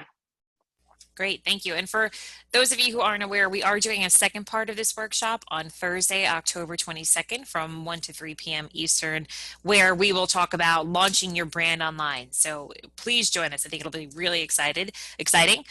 So our next question is from Anna. When you sell your art through Minted, do you keep your copyright? And can you sell the art elsewhere as well? I'm not sure if that's the end of the Yes, question. I can't. Yeah, I mean, truthfully, again, Minted, so you own your copyright, but you cannot sell your artwork anywhere else. And so yeah, so you could sell your original somewhere else, but you can't reproduce it somewhere else. So they buy the rights to reproductions for that piece. And I say, again, I love Minted. And it's actually, again, I had no idea how awesome it has become until I have a couple of friends here in LA who, I've known, they're pattern designers. And so they were the ones like, oh, hey, did you know that Minted's doing Camp Minted and you should apply and do an art workshop? So they kind of, I'm always like last to know about these things. So my friend told me, I signed up, I got in, I got to teach workshops, they paid for my whole event. But what was cool about going was that all these Minted artists know each other. So again, it's like another community that I didn't take seriously because I don't know, I didn't really know, and I was busy doing other things. But so it's, you're not going to make a lot of money on Minted, but what you will get is exposure, as well as kind of meet other people and just kind of see what's out there. So I would say, I mean, it might not be the main prime. I think, I forget the percentage. You get a pretty hefty, I mean, you get like some percentage of each sale, and you get, initial like check for if you win the contest. I think they call them challenges. So if you win the challenge, you get a certain amount, and then you get royalties on each piece that's sold. And it's not a lot of money, but it could be. For example, this was like random, I won't, no time for it, but the CEO ended up picking one of my Shibori textiles. And that textile had been a bestseller because they put it on tote bags, and they don't have a lot of inventory for tote bags. So it was, one of 20, it kept getting sold out, and I would get some good checks every month. So I would encourage people to at least try it and see it, not with the hopes of making a lot of money, but just to join a new community and then see where it goes. Great, thank you. Stephanie is wondering where you get your garments that you put your prints on. That's a good question. Honestly, that's not my expertise, and I haven't been buying in bulk. So Dharma Trading, they have some blanks that, they sell t-shirts, and they sell some kaftans, they sell a couple of different things. So Dharma Trading is a good resource, and the rest I've sort of just sourced on Amazon. AS Color is another website that has some blanks, but I don't have a huge, overhead. I've tried to do custom sewing. I mean, custom, like the linen ones particularly, I had those custom sewn, but in India, I happen to be in India. So I just like ordered, 20 of them to test, but I did not figure out the whole supply chain. So I would say it's hard to do custom unless you have, a seamstress that can make it pretty economical, which I didn't get to that part yet. But, Dharma Trading is a good beginning to at least practice, because they have scarves, and everything is dyeable and natural fabric and relatively affordable, like $20. So if you're practicing, you don't have to worry that, you have a huge expense. I found, other places require much bigger orders, like 100 or 200 of something to get started. Okay, great. Thank you. You might have touched upon this in your first question when we spoke about the different websites, but I'm going to ask it again.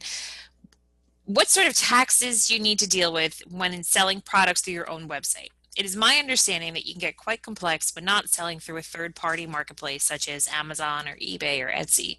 Is Squarespace's e-commerce platform one of those services? Yes. So Squarespace, actually, they allow you to either have tax be included, or they allow you to add tax and shipping separately.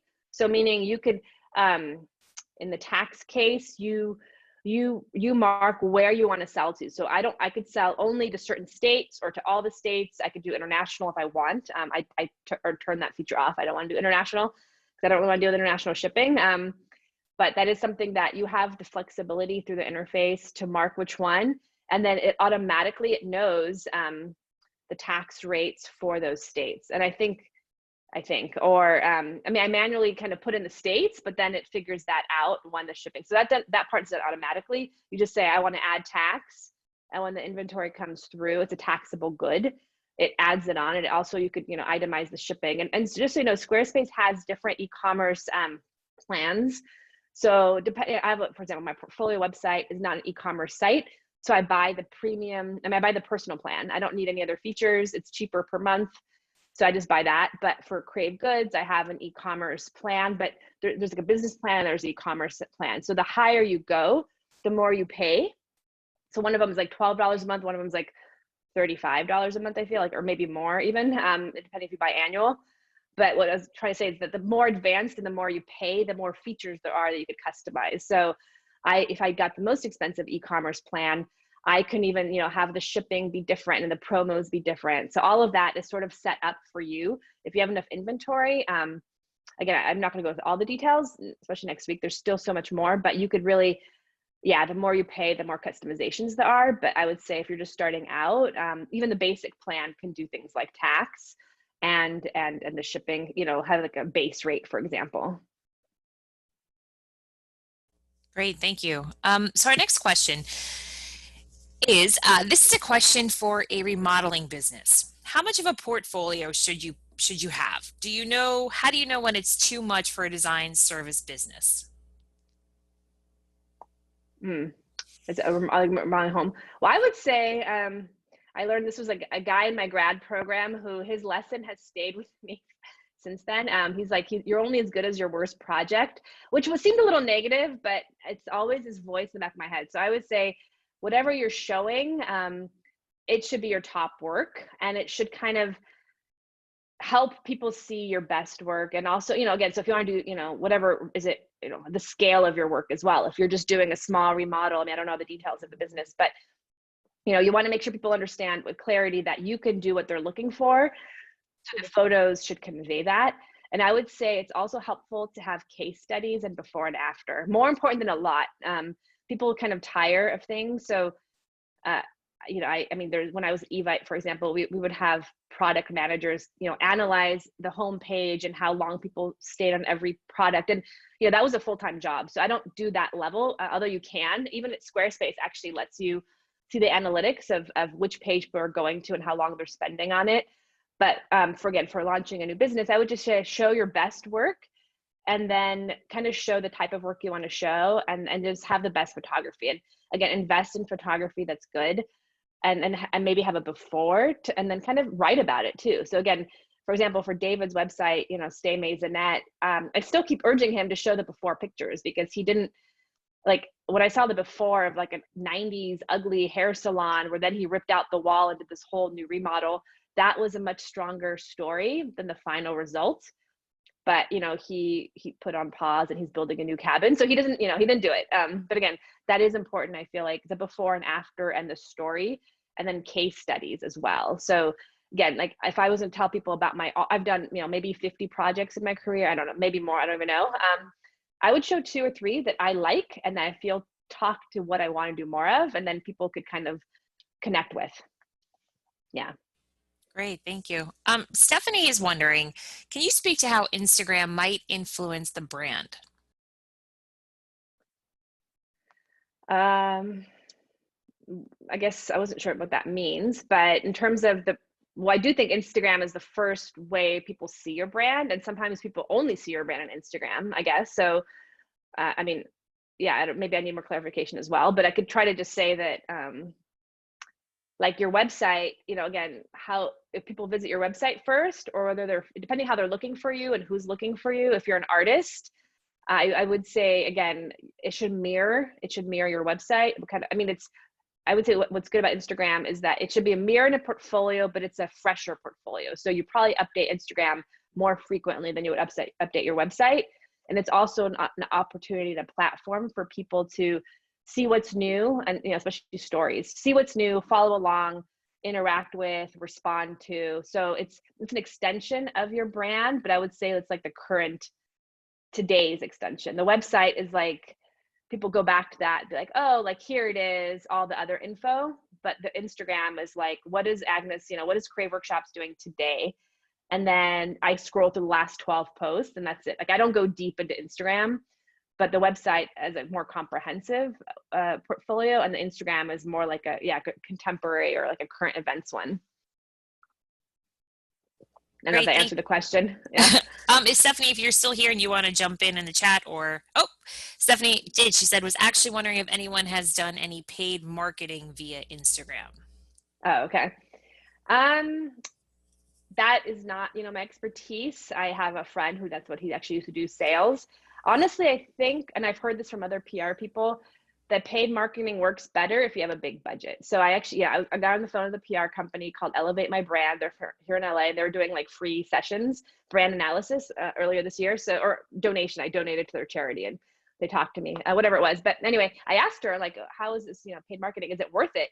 And her first thing was like, it's worth it if your customers are willing to buy online. But what she told me was that think of Instagram as like a relationship. Like you're just dating someone, you're still, you're just meeting them. It's like the first date. No one's gonna buy and go home with you on the first date typically. So don't expect them to have your Instagram marketing ads like convert immediately. Like if I just put up an ad, especially depends for what. I mean, if I'm selling art, not likely. If I'm selling, a COVID product, maybe, because people are desperately clicking, like an air purifier, like yes, maybe that'll happen. But for art and for other types of photography, even workshops, like it's not a direct sale typically. It's just building a relationship. And so the marketing ad is an investment to that relationship, but it's not going to get you direct sales. And even if you spend $1,000, like she said, it only really works if you have a huge you have a pretty big budget, because she said that you have to test everything. So she was testing her headline. So she was running 500 ads with one headline and 500 ads with another headline to see which one is going to have a bigger response. So again, I think, that's not what I do. There's people who do that as their main full-time job. You could definitely get their expertise. But I found for me, that was not the way to get my business. So she kind of was like, why don't you rework your first homepage to be very clear what you offer? And then kind of, partner up with people and try to do some free events that people will learn about you from, and then that they'll hire you for other events. So again, it depends on your business, and it depends on what the long-term goal is to see if I put up a couple ads. I spent maybe like $50 on some ads. I mean, that was a very low amount. It had like totally no result at all. But again, I didn't spend $1,000. So I don't know. But again, she was just saying that don't expect immediate results and expect to pay more of an amount so that you have time to test things like headlines, things like that. Okay, wonderful. Thank you.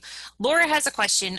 It's a question for you, but I also think it's a question for the group. So if you have an answer and you want to chime in on the chat, we'd love that. But she is wondering, is there a way that anybody has found a way to afford the Adobe apps without paying so much? So if you have an answer for that, Agnes, or if anybody in the group has an answer and wants to put that up in the chat, that would be so helpful. Well, I actually think they're super affordable now. I mean, I don't know if this person knows, but now they're a monthly fee, $30, I think 30 or 40, which I mean is not inexpensive, but it's still better than like $500 investment like it used to be. So what's kind of cool about it is that for $40 you get everything. You get the mobile, you get the the web. I mean, like the computer version, and then you also have access to Adobe Typekit. So I think for $40, it's worth it to get it. I mean, I would say honestly, it's like your backbone of your business. It's cheaper than I spend $20 on Planoly a month, which is like Instagram grid. So I think $40 is not a huge investment, but it is an investment. So I would just say I think it makes it a little bit more accessible if it's a cloud-based model.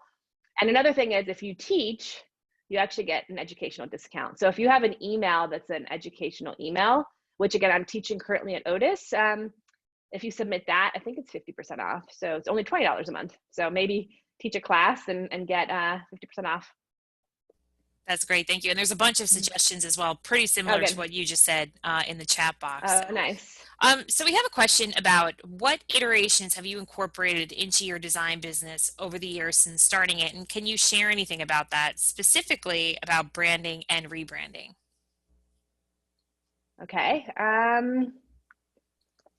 Well, like I said, I think the most important thing I've learned, which I'm learning more of, is that research and that branding strategy phase is not only going to help get those, budgets to be like, well, like pretty reasonable. Like when I first started my business, I mean, I finished RISD. I came out here to LA. I worked for a company named Sussman Prasia, and I was, working for a company and learning the ropes a little bit. So it actually helped me. I think it's always important to have jobs that you can learn from others and see how they do things.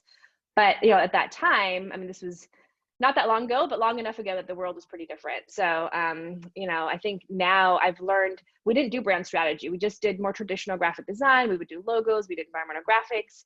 We didn't do things with like intention and questions and research. It was much more like how a designer approaches things. So I think that is such a big difference, like how we do things at RISD and how, maybe traditional graphic design things do things like, they just quickly jump into logo iterations. But do they even ask their client like what, maybe there's a kickoff meeting, but it's not really that organized, and it's not really, doesn't end with clarity or with like, a roadmap. So as I've evolved my own business and as I've worked for different companies, like especially RTKL, see RTKL now, I had a great boss who literally I learned how much things are worth. So, I learned that $100,000 for a brand package is totally what we got. I also learned how much photo shoots can cost. So it actually helped me price my business, price my personal services. I mean, no one's going to, pay me that much money, but maybe it's not a $500 logo, which at that point you're just selling yourself.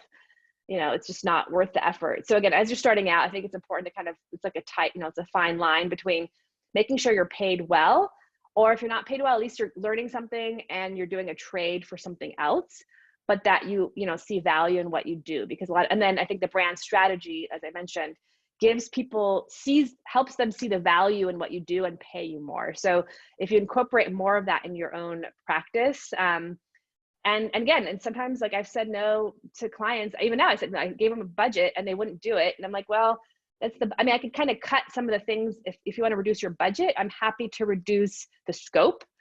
So, if you don't have that much money, okay, we don't have to do A, B, C, D. So yeah, write your contract to be really detailed with how many phases you want to do. I mean, what you're going to do, like how many iterations of changes, and then really what it includes. So I'm very deliberate. Like you get 3 rounds of edits, you get 2 options per round. So again, the more specific you are, the more clear you are, and everyone wins, because then they're it's not a vague limbo where then you do all this work and you don't get paid for it. That happened to me once where I did all this extra work and it wasn't actually in the contract. And so when it came time to pay the contract, I hadn't actually done, for example, I was promised a brochure, but I had to do a photo shoot before we did the brochure, and that wasn't in the contract. And so when we cut our ties, I was fine not doing the brochure, but then I didn't get paid for any other work. So again, clarity, consistency, helps everybody feel better, and at the end of the day helps you get paid and have a good relationship and not feel like it's a limbo. Totally. The more clarity, the better with everything. So Yeah. Jackie has a really interesting question. Jackie has been working on developing a knitwear line and has been posting the process on Instagram. She likes the idea of giving followers or potential customers a look into the process, but is also unsure if that's not the best way to lead into a brand launch. Do you have any thoughts on this? I think it actually, the more you share about I think it's a combination of process and product. So you do want to kind of show your beautiful photos of like, what are you selling? I mean, if you're, if it's knitwear, like, is it, having models model your, whatever it is, I mean, how the final result is important. But I also, so for Crave Goods, I showed the outfit on the model, but I also, again, wanted to kind of show where my inspiration came from and where the colors came from. And then also maybe a little bit about the process, and videos help a lot. I mean, again, I feel like I've always been a little bit shy about videos, and now more and more, even doing it yourself is better than not doing it at all. So again, I would say both are important, and I think it actually will add tremendous value if people kind of, again, see the effort that goes into it, because there's so many people like, I mean, it just, yeah, again, I kind of take for granted that I know that it was handmade. Like they don't even know. Like I did my hand tie-dyed sweatshirts, and my coworker who, has plenty of money was like, oh my God, it's $100. I'm like, well, okay, but I guess she's used to paying $10 for a sweatshirt at Target. She doesn't see the difference. So if I kind of showed this is what goes into it, each one is one of a kind, each one is, this is the process, maybe they'll see the value. And then there'll be a, and they'll see the story and they'll remember your story more. So I think it's a great thing. And I'm sure it'd be interesting to see. Absolutely, and it kind of ties back to what you said about your friend who took that 90s hair salon and didn't show the before, and how the process is really impactful. So Megan has a question for commerce on a website. How do you integrate clear product shots with the overall mood of the site and other photography? I find the two styles not cohesive or complementary. Good question. And I will actually literally show that next in our next seminar, because what's kind of cool about the new Squarespace 7.2 is the pages are super, you could keep adding the pages and customize them. So on the top part of the page, I have my e-commerce site. And then the bottom, you could just add sections of the page. And the bottom section is a gallery with inspirational photos. So they also give you the option of, there's each photo has the photo and then the following 4 photo, each product could have many photos to show the product. So sometimes I show the main product photo, and then on hover, it flips to another photo. So you could mix it up that way. But I found that it's nice to kind of again, this is how I organize my page. I organize collections. So I have Boulder's collection. I have a Marrakesh collection. I have, I had a collection inspired by Yosemite. So I would always show the products together as like clickable links. And then at the bottom, I kind of had a section for the inspirational photos. And, I thought it was interesting. I hope my, clients did too. But as soon as they kind of started seeing their relationship, then they were like, oh, like this totally feels like Marrakesh, the way you got the color. So just to help people understand that all of what I make is not from a vacuum, and, it's from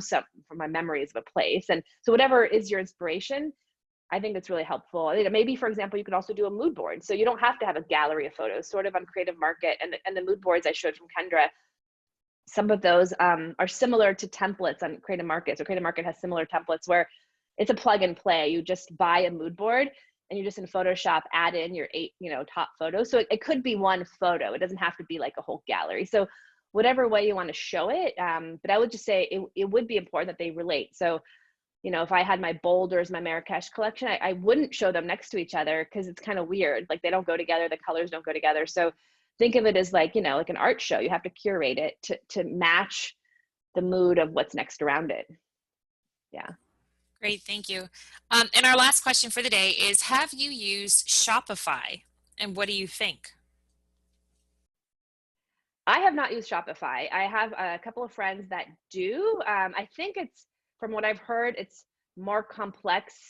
It's meant for kind of more robust e-commerce sites, but I haven't used it. I feel like I think Squarespace has worked really hard to catch up with Shopify. So originally with Shopify has been around for, many years, way before I think Squarespace had the e-commerce, because Squarespace started out more as like a blog interface, and then more they kind of added in portfolio. So they were predominantly portfolio sites for photographers and artists and designers. And only, again, I don't know the years, but recently they kind of started, the e-commerce has been like a heftier part of what they do. So I'm not familiar with Shopify. I've just heard my friends who are on there had to hire developers to kind of customize what they wanted. And then they're now thinking about switching to Squarespace. So from what I've heard, but again, maybe there's courses you could kind of compare and contrast the two. I would just say, again, I've been very impressed with Squarespace. And what I found out about Squarespace recently too, which, I didn't really take advantage of, is they also have a lot of free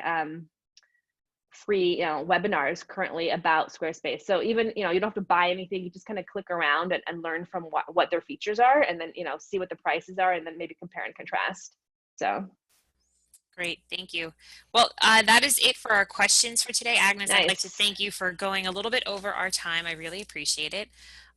This was such a wonderful presentation. I can't wait for 2 weeks from today and see the second part. So anybody who's still on the call, if you have not registered yet, please feel free to visit RISD's Eventbrite page and register for that. And again, I will be sending out a copy of this recording in the next day or two, I'd say. It usually takes a little while for it to load. So thank you, Agnes. I hope you have a wonderful weekend. Take care, everybody, and we'll be in touch soon. Bye. Thank you, everyone. Have a good day. Bye.